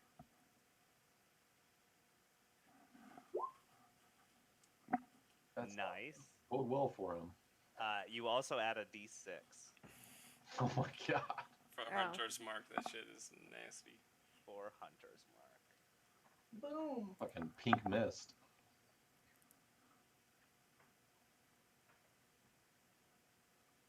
Oh, do I roll another d6? Yeah, roll another d6. Oh shit! I'm sorry. I was so excited. I just thought we were acknowledging that thing's fucking dead. 16. I just want you to know motherfucking how damage. dead he is. So for a creature with a total of 7 hit points, who started the round with 2 hit points, now has negative 14 hit points, more than double his total HP. How do you kill this goblin, Grendel Goldbeard? Fuck that toupee. Fuck that toupee. You shoot your arrow and you kind of like take your hunter's mark and point right at him to cast the spell, and then you point up, and the goblin, not thinking anything of it, looks directly up, and you fire an arrow that so perfectly, kind of like the arrowhead is flying directly at his neck like a guillotine, and it so perfectly lands that you sever his head from his body. The arrow poof, smashes into the wall and pins into the rocky surface, and the toupee head of this goblin, rests perfectly on top of the arrow, like a book sitting on a shelf. Yes. I love it. And that is him. So dead. So dead. So very dead. They didn't even get around to act. We're gonna keep. We'll clear the turn order. No, I like being first. I know you do. But from what you can hear with the rumblings, you assume that the 2 goblins that were here, or that were forced to mine, have probably vacated the cavern. You don't hear any more goblins scrambling around. You don't hear anything. You think, now that your short rest has been interrupted, it may be an okay time to continue your short rest and finish it.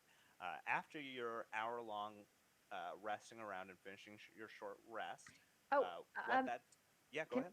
Can I do one thing? I want to walk up to the goblin's head with the toupee, grab the toupee, and then throw it down one of the holes. Absolutely. The ceremonial beheading of this goblin is finished off by his pride and joy, his lustrous, puffed up, blonde white hair, ripped from his skull and thrown down a pit, never ever to be seen again. And with that, I will say 15 more hours, everybody. Almost there. Almost done. I kind of stretch like, oh, like next time you're gonna invite friends over, can you not do it during nap time, please? Mm-hmm. You guys continue your short rest, which, what a short rest does for you, for the people who have been hit, you gain, a character can spend 1 or more hit die at the end of a short rest up to the character's maximum hit die. Okay, that's probably for the day. So you can roll whatever your hit die is up to your level, which your hit die is in your class. I think for a ranger, I think Grendel's the only one who's been hurt. Am I correct in that assumption? No, Bruno has 4 damage, but it's a roll plus Constitution, and that's a 4 for me. So for sure. So you roll your hit die plus your con modifier and gain that much HP back, Grendel. I believe L took some damage on the bridge. Well, we know we rested since then. You were good, yeah. So I'll roll. Let me look up what a ranger's hit die is. There's a I D10. think it's a D10. So you roll a D10 plus your con modifier, and you can roll 2 of those, but you gain back whatever you roll in hit points. So you gain 3 hit points, and if you want to do it again, you can do that. 13. So you gain 13 hit points back total. I'm back to 19. And also, characters who care about that, I think warlocks are the only ones whose spells are restored on a short rest. Yeah, I'm restored. She gets to pick a slot, apparently. L does for druids. I think you only expended one slot so far, though. You haven't used any slots. You haven't used any spell slots. You're good anyway. Yeah. No, those are cantrips you've used. I used the moonbeam, Oh, well, that was one. So yeah, you're good. So you which was got an accident, and I wasn't supposed to use, Oh, and you're I've since calling then yourself out. acknowledged it and told Cody. I respect that. why but weren't you supposed to use it? She She used a doesn't have it second level yet. spell. She thought she was level 2. She could use second level spells. Gotcha.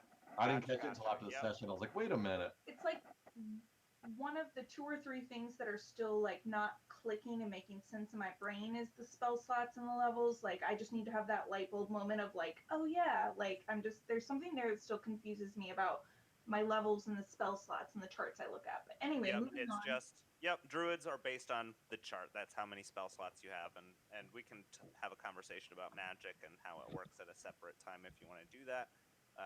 Just so I can kind of get you up to Spell speed. I'm slot, sure you know most of it already. your truth Either way, level. you have all your slots right now. Yeah, you do. You are back up. I think everyone's back up to fighting form.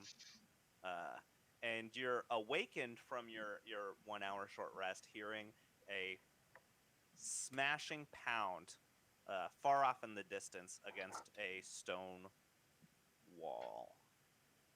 You guys continue, and I'm just gonna reveal an area to you because it's going to be empty. Boop. Bruno's gonna take the lead Heck through yeah. here. As you guys, if you guys want to kind of make a solid lead, kind of an order from here, that would be great. Up to where you can see. Spalio likes to hold up the rear so that while the party's ahead, he can kind of re-up and dip into his stash a little bit. Absolutely. Spio's doing some light micro dosing. Gotta stay alert. Well, a couple sips, some whiskey. Kendall, or get behind me. It's like a Yeah. cocktail. You get the right amount of Kenzo. uppers and downers, just kind of level yourself out. Kenzo gets behind him. Oh, Spalio needs a TikTok.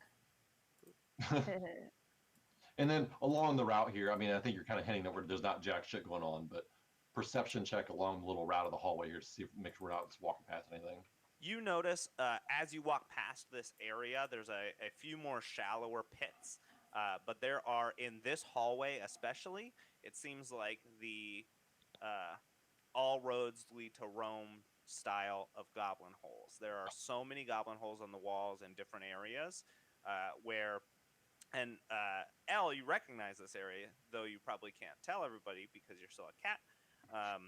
You recognize this area as where you came out of that hole, and these goblins. Were there a bunch of goblins? You can tell that this is kind of like a lane of death for goblins that would have short bows and just fire arrows onto anybody who kind of Fuck yeah, that would have been a brutal fight. walked through it. And then a little call out. I call out to the rest of the party, like, "Hey, didn't you guys say that there was ogre tracks coming up? I'm kind of half fucked up. I don't remember if that was in a book or if someone saw that, but when they're talking about an ogre, Yeah, Yeah. they said there was an ogre guarding the entrance. As But you we're far past the entrance now.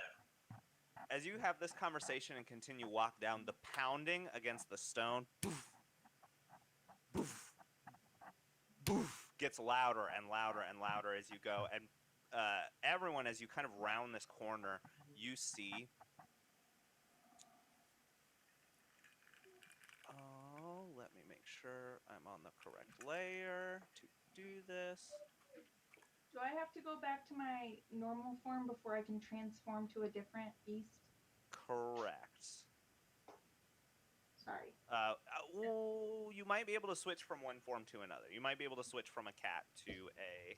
And it's an action? it depends if you're going red as written. So I looked it up earlier, and it says normal form in the book. She's out of combat.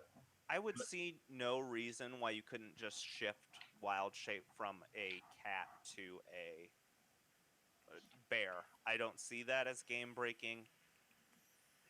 Can I do that right now? That seems fine to me. Yes, absolutely. You can turn into whatever you want to right now. I think like a wolf is probably one of the big ones that you can turn into currently. So Elle is haunched over in the corner and nobody can see her except And she doesn't want you to see because the transformation looks brutal. Bones Oh. cracking, Except all of a skin sudden, splitting.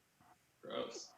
all of a sudden, Svayo can see a large black tail starting to come in his peripheral. And he starts to hear a little bit of panting and some bones crunching and muscle stretching. And he kind of looks to his left and he realizes that El has transformed into a panther. Motherfucking big old black panther. Get it, girl. Arr. Sorry, girl, still not doing it for me. I'm gonna double check your work here just as a quick. Yeah, it's a good idea at making this point. sure, because She can't be trusted. Text him the stat block. nope, you're good. You're absolutely good. That is absolutely fine. Because you can only turn into things CR a quarter and lower. Panther is Correct. that. I'm aware. Okay, perfect. Ella's a very good girl. Keep her honest. Perfect, Okay. perfect. So we hear all this noise, and she's transforming over here and stuff. Mhm. I've been calling out to the party about an ogre ahead, but so do you all have a game plan for what our plan is? If we come across an ogre here. Chop it down. I'm holding my plan right here. Okay, He's not holding his dick. He's actually holding his axe. yeah, I'll follow your lead, Bruno. You guys round the corner, and as the thumping is getting louder, you see a couple things. You see this large cavern open up in front of you. A bonfire, crackling light lights the room, and you can see straight in front of you, Bruno, a big stone throne. Now, next to that, on his Are we supposed to be able to see this? not yet. Okay. Next to that, on his hands and knees, trying to bust his way into a door designed for medium-sized creatures, Good. is a large, full-bellied ogre. Wonderful. Bum, bum, bum. And the other thing you see, so he's trying to smash his way into this place, but you notice when ogres are huge and dumb, big martial classes, this guy has some weird rippling purple energy coming off of him. And as he pulls his arm out of the doorway to meet you, you notice he's been smashing his arm so hard into this doorway, trying to grab something inside, that skin is ripped from muscle on one of his arms, and purple energy ripples off of the skin that's kind of hanging off of one of his arms. The other thing you notice is, as if it were meant to be a meal, a cow standing right there. Big red Highland cow with big long red fur hanging off of it. You also notice, though it is kind of can move around wherever it wants, it's just standing there with a long branch tied long ways across it, as if someone was going to put it over a spit, but they have not yet. Well, I'm gonna save that cow. And go ahead and roll initiative, everybody. Before you do that, let me make sure that I've cleared initiative. Actually, I haven't, but that's okay, because everyone can just change their initiative when they roll it. So at this point, he's definitely aware of us, though. Damn it. Oh yeah, he stands up, notices you, lets out a terrifying roar, but the roar is echoed with undertones, sounding like multiple ogres are roaring at once, some higher, some lower. It echoes down the halls, and is a little frightening. It's scary, guys. So, It must be Grumble the Mighty. Grundle. he gets that. So go ahead and... Has everyone changed their initiative in the order? I changed For some reason, mine. Michelle can't edit hers. I don't know Yeah. what's going on here. It's because she can't be trusted. Elle can edit hers. Cheaters don't get to do it. What's the initiative for Elle? It looks like she rolled a 5. Okay, and I don't see. Oh, I was clicking on Grin What? picture. That's why. I don't Wow. see Grindel's roll. Outside. Go outside. Go outside. Go potty. Go outside. Go outside. Let's all go outside and go potty. Oh, I'm so sorry. No, you're fine. Grindel, roll initiative for me. I already did, Where? and I got a 10. You Sure. rolled a d10. I mean, the honor system? No? Oh, did I? Oopsies. Your dex that's a bonus D10. is what you add So to you it. did get max. Just on a d10. Well, fuck. I don't want to do that. Let's go with the 10. We're going with the 9 plus whatever your dex mod is. Oh, my dex mod? Oh, shit. Oh, I'm so sorry. I suck. That's all right. We'll all get more comfortable as we go. 2. So it's an 11. I got it for you. Oh, thank you. No problem. Descending. Kenzuyachi, first on the go. This is what I can see right now, correct? Correct. I'm gonna go here. Hold on, let me do some math just so I know. 5, 10, 15 feet.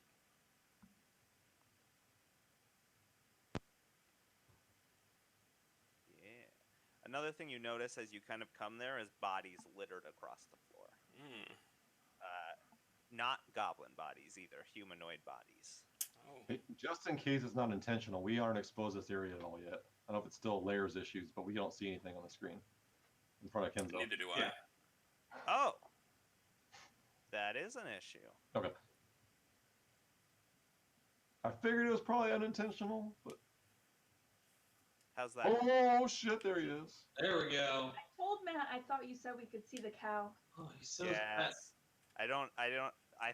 He's No like- wonder my big reveal wasn't met with more gasps. Yeah, that guy's spooky looking. That cow's got a sweet haircut going on there, though. Yeah, zoom in on that cow. How nice Yeah. it looks. So yeah, now you can see bodies. There's an orc, 2 humans, and a Goliath. Are the bodies you clock? Okay,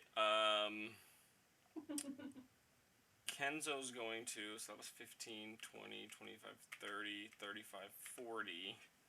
He's going to go up to the cow, and he's going to act like he's going to, I don't know, kill it, push it in the fire or something. But he's actually readying up the dodge action in case Homeboys decides to do something. Perfect. Taking the dodge action, which gives the homeboy disadvantage on attack rolls against you. Is I that correct? believe... I can tell you. I can read it right here. Until the start of your next turn, any attack roll made against you has disadvantage If you can can see the attacker. And you make dexterity saving throws with advantage. You lose the benefit if you die, which makes sense. Okay, yep. All right. Dodge action. Bruna. Alright, let's see what we're gonna do here.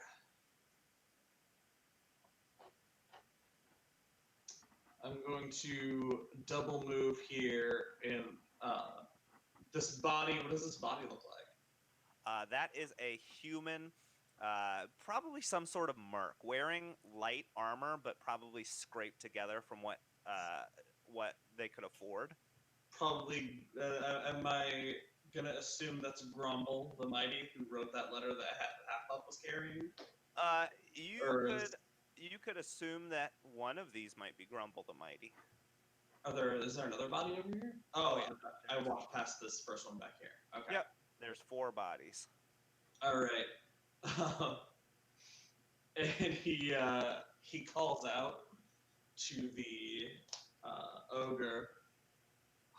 This one is for Grumble, and this one is for Half. And he goes into a rage. Hell yeah. Hell yes. And it's going to be Grindel's turn, but not before, 1, she reconnects.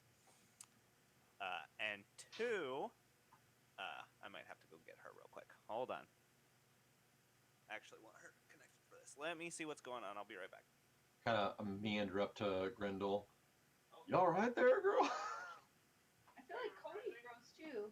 Cody, are you there? Or are you just looking down still? I'm here. Fine. Did it look like I was frozen? I don't know if it was an actual like I'm looking at some shit or I'm stuck. Okay. What happened? What happened when? Where are we? Where are we? Okay. So Bruno ran up, realized that these corpses are probably the people who sent the note, and got very angry about it. He's heated.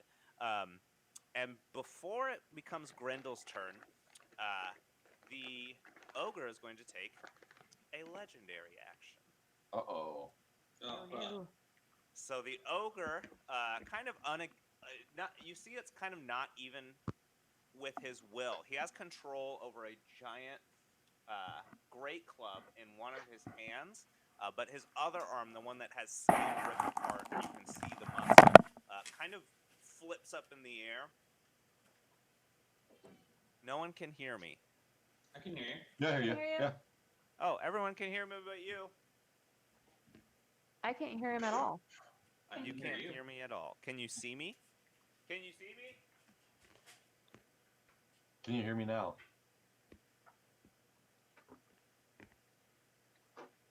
I'm sorry, you guys. I don't know what's wrong with my stuff. I can see you guys just fine.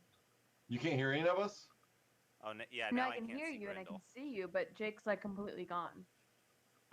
Tell her to refresh. Yeah, I just refresh it. We've had random issues like that before. We just refresh them. Be right back. Deal.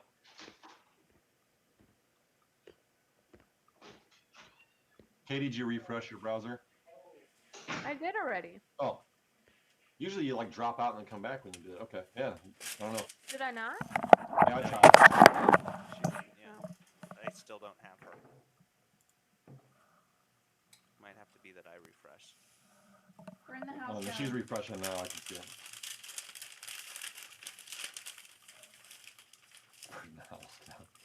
Cody! Wait, now? Yeah, now Jake's going. Jenny misses you too. Am I back? Yeah, you're back. Okay. Never been Is that happier. okay? Katie, can you hear me? Oh, Okay. shit. We're all Everyone good. can see and hear everyone. We're all here. All right. The ogre takes a legendary action.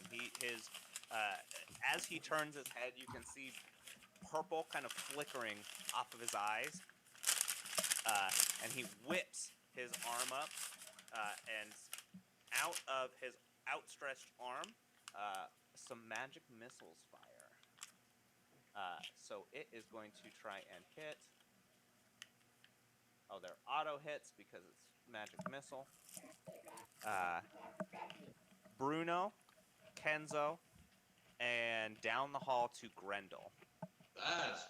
Everyone is going to take a D4 plus 1 force damage. This is force damage. Does my dodge action do anything to that or no? No, because I literally he's not don't know. making an attack roll. Okay, gotcha. So it is 4 damage to Bruno, Kenzo, and Grendel. You all take 4 damage. And Grendel, it is your turn. So that's his legendary action. Involuntarily, his arm has seemed to move on its own and cast a spell, which is something that ogres are not known for. Okay. I'm still pretty far away. Sky, I swear. I'm still pretty far away from him, so I can't shoot at him, can I? Not from here, but you can move and shoot. Move and Just shoot? move into the room. Yep. You have so a much. move action, an action, and a bonus action. Okay, so I'm going to move here, and then I'm going to shoot at him. Can I suggest something? Yes. This is definitely a boss fight. Yeah. Do you want me to use Hunter's Mark? That It would be marker a out. good idea to do Hunter's Mark. Yeah. Okay. So I'm going to go ahead and point at him and put my Hunter's Mark on him.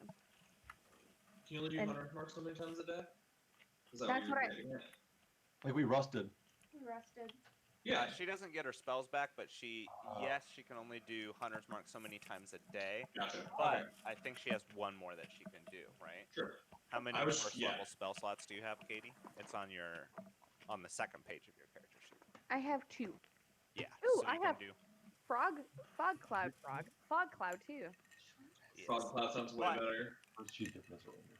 You have Oh, those 2 spells, so Hunter's Mark is a good one to use. You're out of spell slots now. But you do an extra d6 when you first use it. Okay, No. can I shoot at him now, or can I not? For sure you can shoot. So go ahead and Okay. make an attack roll. So it's my d20 plus 6, Correct.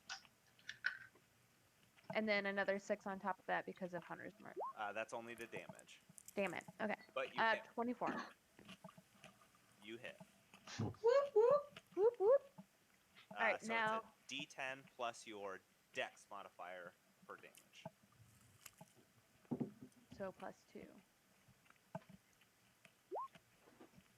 Maybe plus another 2. Let me double check one thing. Add another 2. Tell me you swap now. Shoes are awesome. Because you have archery. I don't know if that's just to your attack. Archery.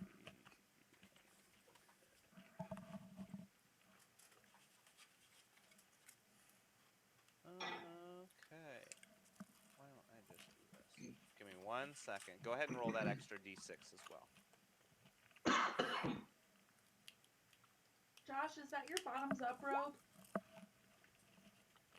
No, I didn't get a bottoms up rub. Me either. Well, to be fair, I also didn't want one. No, it's just attack rolls. So you do a total of 6 Wear damage. it just for us. Cool. Hey, damage is damage. And you'll find that out. Right, every little bit helps. Every bit. Especially in a goddamn boss fight where an ogre shoots magic fucking missile. I'm switch hitting this time. I can tell you that. Well, left hand from here. All right, that is Grendel's turn. Svayo, and your Hunter's Mark stays on him, by the way. Just remember that. Your Hunter's Mark stays on for a certain number of rounds. And I don't know Hunter's Mark. Does that affect us at all, or is it just for her? No, it's just for her. She gains the ability to track it better and deal more damage to it.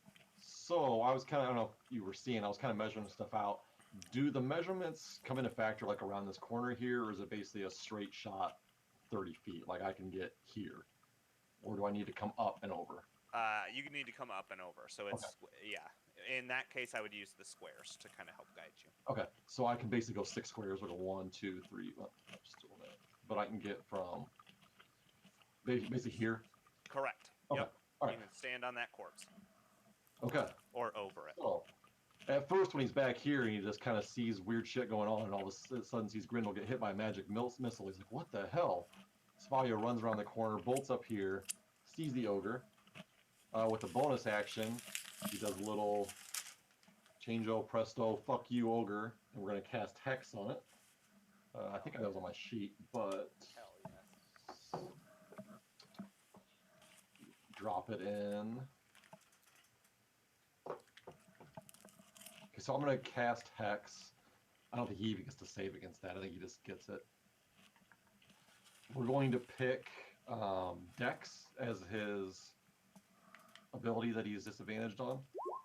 Yeah. And then, since I've learned that left hand is apparently where it's at, Spy is going to cock back, get a little big purple glow going on the left. Or, you know what, let's go with your approach. I like that. The right glow in the hand here, toss it over, and fling an Eldritch Blast forward at the ogre here.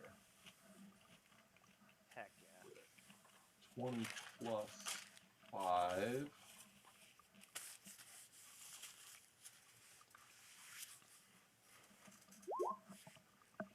That is a hit. Woo! Heck Okay. yeah. You're a lefty. I'm a lefty. At least It's when gonna it comes be- to magic. 1d10 plus 3. So You are a southpaw. I'm going to go southpaw stance from here. Hell Okay, so we roll that. And then also the Hex is going to be 1d6 of necrotic damage. Correct. Yeah. That's big boy damage right there. Heck Big boy damage. 11 damage total. As you blast across the room, your magic meets with his magic, and you notice it blasts him, but it kind of like, right before it blasts him, they kind of like wisp and fuse together, and you can tell, just kind of looking at it, the two purples are very similar in their hue, but the Eldritch Blast busts through that short little rainbow array that you see, and does that full damage to him. And it is his turn. So he is going to boop, boop, boop. Come at me, Fanny. A big He's boy. going to attack Bruno with a dice roller.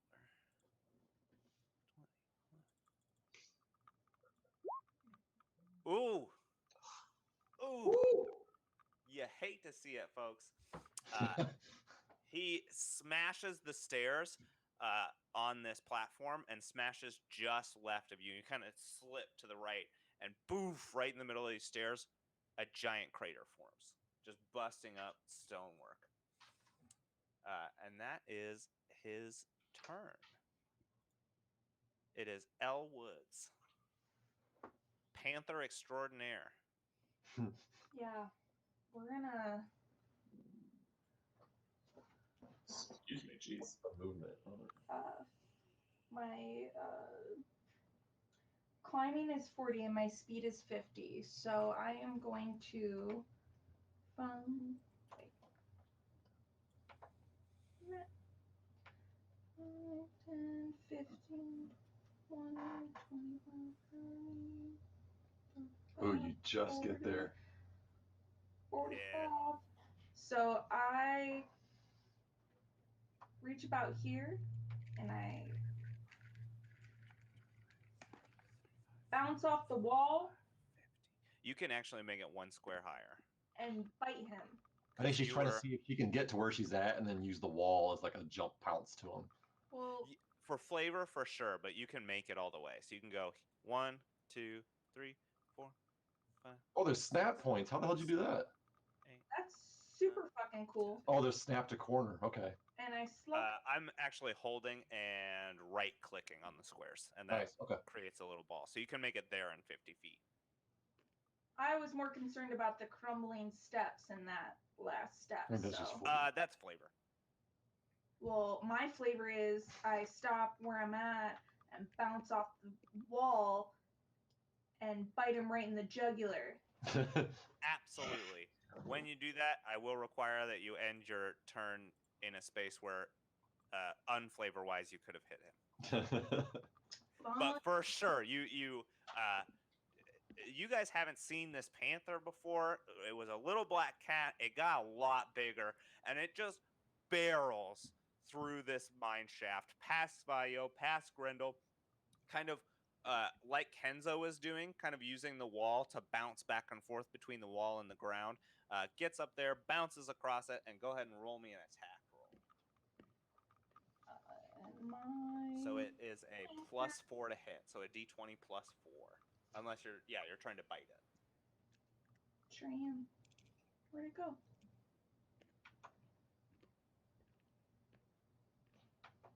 Oh, shoot. Can I give you a tip? Yeah. Just the tip, though. Just the tip, though. Unfortunately. Wait, is it the first one, the 16? Yeah, I think she double clicked. That's perfect. That works. So you can choose to do your bite if you want, but the panther has an ability called Pounce, where if the panther moves at least 20 feet straight toward a creature, which... oh, you weren't doing. That's fine. Never mind. Go ahead and Actually, that was part of my thought process, and I dropped it off, so I'm glad you went back to it, but you're right, I rounded the corner. Like, maybe Yeah. from the corner to straight to him, but I kind of... Is it straight from like the origin or just straight like a straight line? But even here, she broke it up. As long as the end of it is 20 feet straight Okay. forward, but that right there is the part that curves. That'd be like so, 15, yeah. though. Yeah, So, that's Gotcha. the part that curves right at the end. So unfortunately, that turns it off. But go ahead and remember that for next time because you can knock people prone. no, I was trying to do that, but I wasn't smart enough. So No, that's you couldn't have here anyways. yeah. You wouldn't have been able to do that this round and still attack him. the math is going to be my biggest. Anyway. No, you're fine. So a 16 does damage. Go ahead and roll a d6 plus 2 for your bite attack.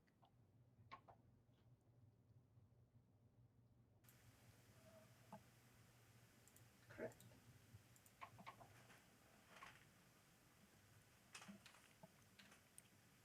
5 damage as you leap up, pound across this thing, leap up, jump in the air, and bite the kind of shoulder right next to his neck of this ogre.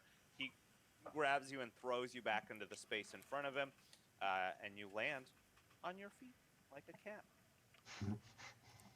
And as a bonus action, can I use my teleport from my Balm of the Summer Court and jump back 20 feet? Oh shit, I think the answer to that is yes. Hold on. Base step would be. Based on. Is this your Eladrin ability? Correct. I think it's any like half elf, elf kind of thing, but yeah, she can teleport 30 feet as a bonus action. Yeah. What? So here's the deal, though, because of your current season, there's a bonus attributed to that. And she still was she autumn, I think. Yeah. Let me look up what the. I'm not even on the right thing. This is where is Elf Races D&D Might not Beyond? wanna wait. Show me Eladrin, please. Elf name subraces. Let me see Eladrin. Maybe I spelled Eladrin wrong.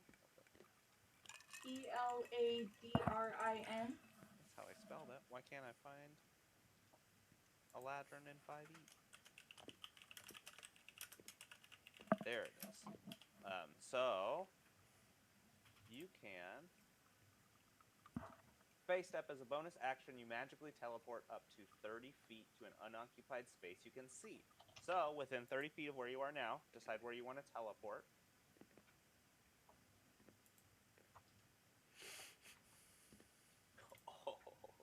Oh, okay. And of the Autumn Court, he has to make a Wisdom saving throw. What is the DC? If the effect requires 8 plus your proficiency bonus. What's your charisma modifier? Oh, I think I'm a panther, so it's fine. It keeps your charisma. Really? Yep. I think she uses the creature stat block. You use the creature stat block for strength, dex, and con. Oh, okay. She's -1. So it has a DC 9 Wisdom save to make. Oh, sorry, it was wisdom. I thought you said charisma. No, it is charisma. He Okay. has to make a Wisdom saving throw. Gotcha. And if he fails, he will be charmed. Hey. So this is a very important roll. Charm is a giant effect. I'm going to tell you right now, he has a -2 to this roll. So he has to roll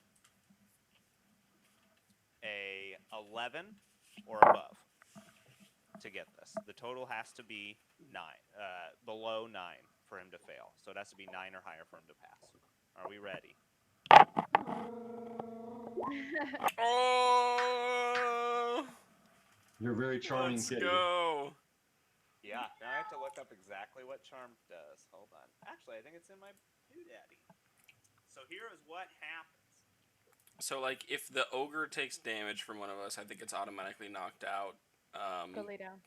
And L can tell it to do things as long as they're not, like, self-harming. Otherwise, it gets to, like, I think it either breaks it or it gets to try to break the charm if it's, like, self-harming. I think it just automatically breaks it. So according to this, a charmed creature, it singularly can't attack L. Ah. Or affect her with harmful abilities, which it probably would have done. And the charmer has advantage on ability checks to interact socially with the creature. So that probably won't happen. You're probably not going to try and interact with it socially, unless you are. But it cannot attack L, which is fantastic. So yeah, you see this panther run up, jump past you, Bruno, and bite this ogre right on the neck. The ogre grabs it, throws it down, but before the cat hits the ground, it disappears, and in its place is a swirl of brown, green leaves that smell kind of like pineapple. And the ogre gets a whiff and goes, I love that. and it is Kenzo's turn.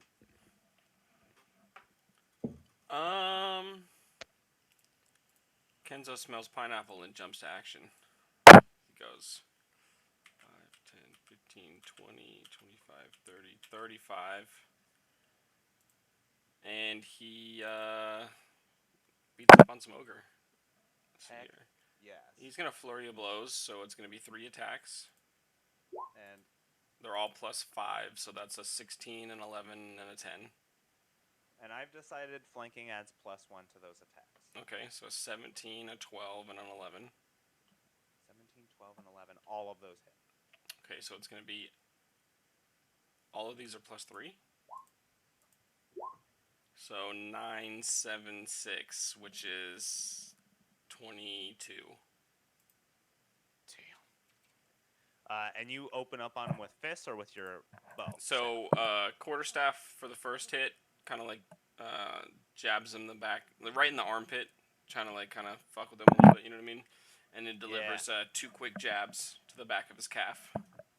Heck yes. You are behind him. You deliver a quick jab right up into an area that is in his armpit that has been stripped of flesh, just right up into the muscle, and you see him like bend over and just right to the calves. Boom, boom.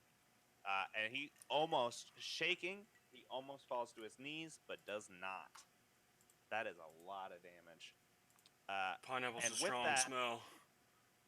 He's going to use his legendary action. Instinctively, his arm flails around and throws 3 more magic missiles. 2 at Kenzo, 1 at Bruno. Oof. So that is D-Force +1. So 2 Bruno, boop, boop, and 1 Kenzo, boop. So Bruno takes 3 plus 5 is 8 damage. Kenzo takes 8 damage because he got 2, and Bruno takes 3 damage. Force damage, if that matters for your barbarian junk. But it is then Bruno's turn, and Bruno, you're muted. Oh, I was saying that I take half damage from bludgeoning. Not force So, yet. not force, okay. Making sure. Unfortunately. All right, I'm in a rage, so I'm going to roll to attack. I'm going to attack with all the reckless fury that I have in me. Oh, thank God I get to roll twice. Whew. You get to roll twice because...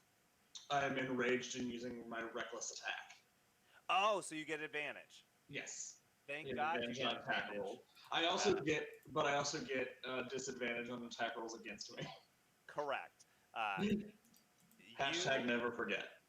You go to swing your axe and you imagine it falling on the ground and not hitting anything and you dropping it, and that makes you so angry that you do definitely hit this thing. 7 damage. 7 damage. Do you get any bust to that from raging or anything? It goes up by 2, so I normally a +3. I'm a +5. Is a low roll, but that's okay. Yeah, on a D12. You definitely rake more into the armpit that has been hit and kind of split some of the skin on his side. Good. So -7. He is not looking great, gang. Not great at all. He might not see a next turn. Ew. Grendel, you have a hunter's mark on this bad boy. Finish him. Yeah, I'm gonna go ahead and shoot my arrow at him, which is a D20 Mm-hmm. Plus. Plus 6. Correct. Oh. Hit for sure. Yeet. Go ahead Cool. and roll some damage.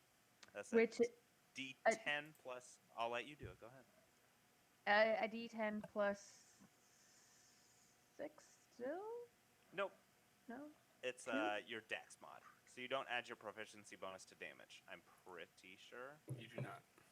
Okay, yes. You add your dex mod, which is your Okay, that so you hit. plus 2. So a D10 plus 2, and then also what else? And then I get another roll, or yeah, I get a D6, Correct. but with not plus anything. Correct. That's not too bad. Maybe. This thing had 8 hit points left, Oh. Oh. and you did exactly 8 damage. How do you do this?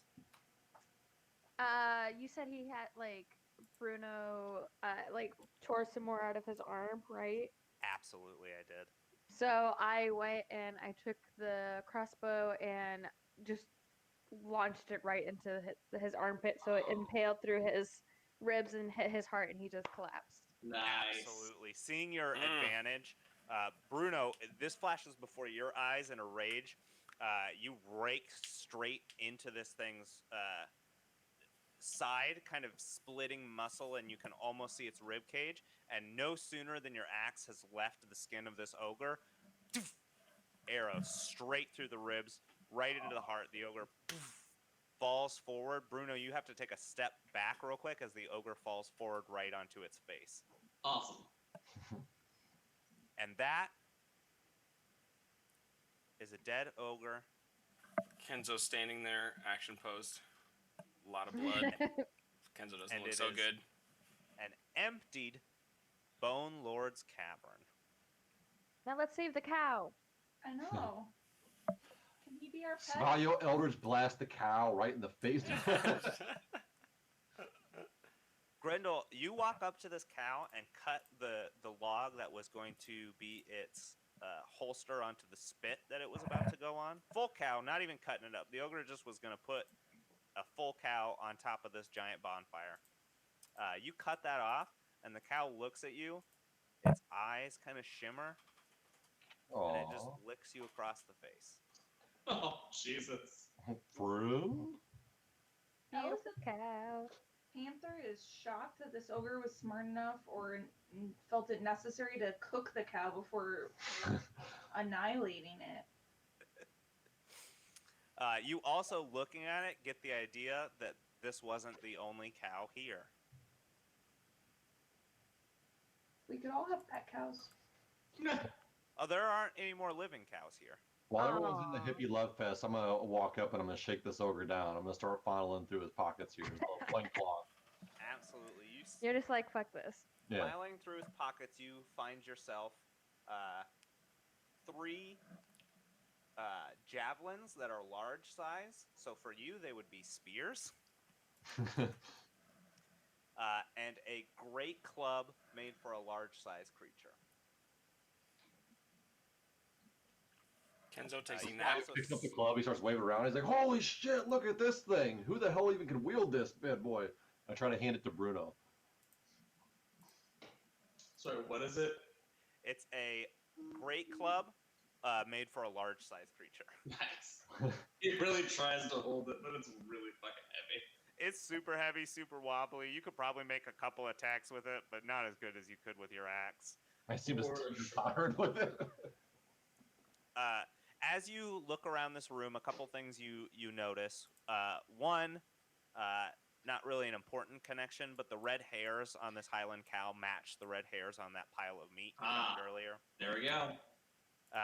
And then Bruno, you're really trying to avenge Grumble, and you notice there's an orc laying here with kind of a leather jerkin, and on the back of it is sewed in Grumble. Oh, Grumble. I hardly knew ye. Grumble the Mighty, actually, but the G on it is backwards. He tagged it Grumble the Mighty in his clothes. Absolutely. Outstanding. He wanted everyone to know how mighty he was. Yeah. Just because we're running pretty close to time, I'm going to zip you through here. You go, there is a back door here, right there, that the ogre was trying to get through. Upon entering that area, checking for traps and all that good stuff, you find a small, that didn't reveal it for you. I can already tell. Oh, we did build a room. Yeah. Oh, it did? So there was nothing interesting on that other body that we jumped over? Yep. Oh, weird. Okay.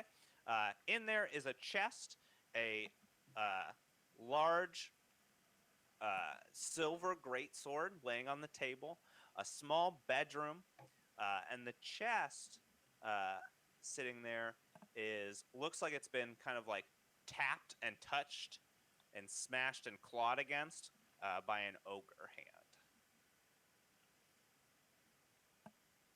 Spojo, can you detect some magic in this room?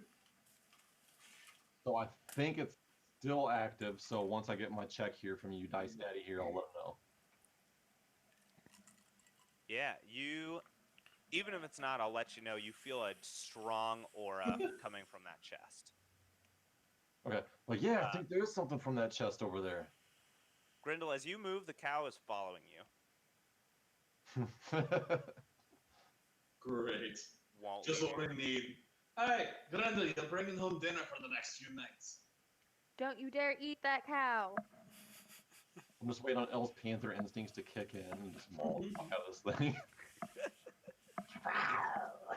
I'm making panther-sized biscuits on this fucking web bed.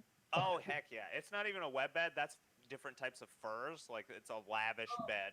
Probably was the Bone Lord's bed. You can tell because on the nightstand, there's a couple bones. Classic Bone Lord. Classic Bone Lord. So we're gonna find his diary or his autobiography. My life as the Bone Lord. Kenzo can't help himself. He hops in bed with the cat and tries to take a nap. Elle has her panther claws out and is clawing at the bed and smelling the deep kitty smells. The mouth open. Smelling shit. Hell yeah. Does anybody want the silver longsword? So you say silver? It's a silver greatsword, so it's Silver a two-hander. greatsword. Yeah. We should hold on to that. Because if somebody wants it, I can have it, but it wouldn't be bad to have me wield it if we came across something weak against it. All right, Bruno, you hold on to it, but if you ever want to get rid of it, you let me know. You got it, brother. Yeah. You slap this silver greatsword across your back right next to your axe. It feels like you're starting your own little armory. Feels good. While we're having this conversation, I pull out, we found a silver dagger earlier, so I kind of pull it out and, hey, does anybody want this silver dagger? Does anybody else can use this? Yeah, I'll take it if you're offering it. All right, I'll toss it to Kenzo while I open the chest in front of me here. Kenzo, you grab this dagger after he tossed it to you. It's light, perfectly balanced, flips between your fingers really well. And you pop open this chest. Inside, you find two things. One, a bag of 50 gold pieces, marked with a GM on it. And you also find a cup. The cup is silver with gold inlaid trees wrapping around it. The base of the tree and the roots starts at the bottom of the goblet. and it wraps around the silver stem, and the leaves kind of bloom up near the top of the cup. You're getting strong magic aura from it.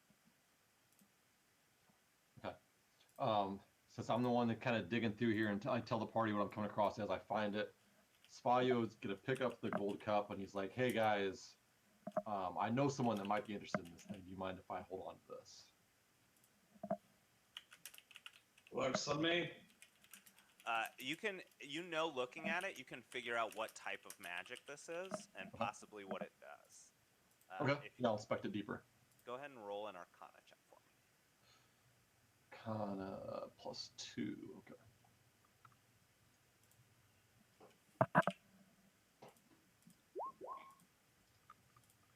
Yeah, you get with that, you get a hint of something deep and strong and powerful buried deep, deep, deep into the cup. As deep as it could go, theoretically, with it still being a cup. But there's another surface level magic, much lighter and more applicable. On the cup, you find that this is a goblet of deception. Or do Dun, you? dun, dun. Did that show to people? No, it It didn't. did not. Hold on. Hold on. Hold I on. like the sound of this though. Boom. Ooh. Oh, it's pretty. Can you send me the Amazon link for that? Yeah, that's pretty fucking cool. Seriously. Oh, okay. So we drink out of it. We don't get people drink out of it. Yeah. Okay. Correct. Who has, If you're what's drinking everybody's from the deception? goblet, I have a +0 deception. I have +5. Nice. I think I have a Okay. -1. I have like, yeah, I'm like negative So 1. just because I was gonna do this anyways, I was gonna pour some liquor in there and drink out of it, just for the hell of it. Spalio's like, "Oh, sweet!" He pours a little liquor out of his flask and drinks out of it. He's like, "I think this is my new cup." yeah, and I would We say all roll a believe you. deception roll, but I don't think he's I don't think he's lying about it. I'm being pretty transparent. Yeah. So Bruno's yeah, going if to you equip the great sword and sheath his axe, by the way. perfect. Silver's if you're your drinking color, from the Bruno. goblet, you have advantage on deception rolls. Though I will say, people, just as a forewarning for a real world where magic exists, anyone who can detect any sort of magic will possibly know that has the ability to know that it's magic, and you drinking from it, they might be able to tell that something's going on. Okay. Just So you gotta letting be sly. yeah, letting you know. Some people might not, Use your sleight and of some hand. people might not check. But I just want to preface that for the future. If you drink out of it and I punish you for it, it's a real world where people exist, and there's a lot of magic in the world. So people are gonna, if It's you're just sitting like in, It's like my bracelet flask. yeah. Well, if you're mainly, I bring it up so that I can pretty much say if you're using it in senses other than where there would be food and drink available, people might think you're a little weird for saying Just all of a something sudden. outlandish and then drinking from a cup. Trying to stay hydrated, self-care. Exactly. So that's all I got for you. You cleared out the Bone Lord's Tavern, or Bone Lord's Cavern. We're gonna turn From it into here, a tavern. We're going to head back. Is that what you got for the? Yeah. So yeah, so I threw out kind of our inventory, what we looted today for the. Although I don't know if I should separate because they're marked GM for some reason. So I will remind you that in the notes section, I have a section listed loot pile that all players can edit. okay. So if you wanted to throw that into the loot pile, like copy pasta it. I see a 10 gold baby. Oh, does that just mean 10 gold? Yeah, Yes, 10. I thought it was 10 a, gold a, babies, a baby. baby that was worth 10 gold. I was like, You guys "Aw." actually paid the adoption fees on Yeah. a baby. Oh, You're- I'm a father and Oh. It's a white baby, so it's not worth much. Aw. But it does have 3 dads and 2 moms. Oh Yeah. shit. Sorry, if you recorded this, Fine, I'm never gonna be president anyway. I mean, we did kind of kill the goblin president in this game, so. See. He wasn't Oh, yeah. taken Oh, enough. the goblin baby. The loot pile. Yes, yes. So, I mean, hints aside, the GM pile should probably be marked separate for whatever reason. 11-4. The GM pile. Just put GM before or after it. The gold was marked GM. Someone do me an investigation check.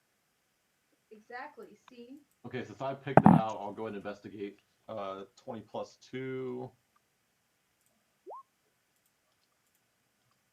Oh, did it do it already? Yep, it got it. With those scores, you notice that the GM is printed on the bag, not the gold itself. Oh. And the reason it's printed GM on the bag is because it probably belonged to Grumble the Mighty. Grumble. Oh, that's right. It may have been what he was paid for this job. Since Bruno's so attached to this guy, you notice through like camaraderie, I'm not going to point that out to him. I'm like, oh yeah, tuck that in. I took Grumble's tunic off his body. Yeah, it's just gold, man. That's Yeah. what it's gold, man. Gold, man. It's gold, man. Before we leave here and wrap up for the night, is there anything identifying either of the other two bodies that I could take with me? The other ones, not. They just kind of are wearing armor. They're. I mean, you could probably a couple of them have tattoos that you could probably carve off. If you're that. I'm gonna carve them off. I'm gonna memorize them. Hey, Bruno, that's a nice tattoo. Will you grab it for me? I cut it off and I put it on me. Slap it This is on. my tattoo now. I'm Skin gonna grabs. remember it because I'm gonna ask her when we get to the next town. I'm gonna see, because Bruno really believes in laying people to rest, so he wants to bring back something or at least give people awareness that these people are gone. Absolutely. Well, and depending on how much Bruno believes in that, you also have, the cavern is empty. You've cleared it. You have time to give these guys a proper burial if you want to do something like that, or send them to Valhalla through the fire or whatever you want. And if we shortcut the whole investigation, all that, like, there's no more loot left for us to kind of ascertain here. Yeah, correct. Okay. Correct. You get, I'll say you get an additional like 10 gold off of probably the stuff, but I don't want to tell you what the stuff is because it doesn't matter that much. Like each of these adventurers has a few weapons. Just throw an additional 10 gold in there for what you would get from selling those. Okay. Well, if anyone cares to check, I am updating the loot pile right now. Then Awesome. Yes. Thank you. we have 74 GP, so we're stacking it pretty good. Heck Nice. yeah. Yeah, so that's it, everybody. You're rolling in ducats. You cleared the Bone Lord's Cavern, which is your first step onto becoming real heroes of splendor. And you leveled up. Oh. You do level up. Everybody levels up. Everyone levels up. And I will say, Grendel, at this level, being a ranger, gets an animal companion. I wonder what it'll be. Wow. It's Basil. It's It's not a red-haired cow. Aw. Can I keep the cow? Only if it's your companion. yes. No, I don't. I want the wolf. Okay. That's perfectly fine. So yeah. I guess I'll see you guys in 2 weeks. All right, see you then. Thanks for the game, guys. All right, homies. Sounds good. It was 2 great. weeks, everybody. See you then. Later, dogs. Thank you and good Yeah. night.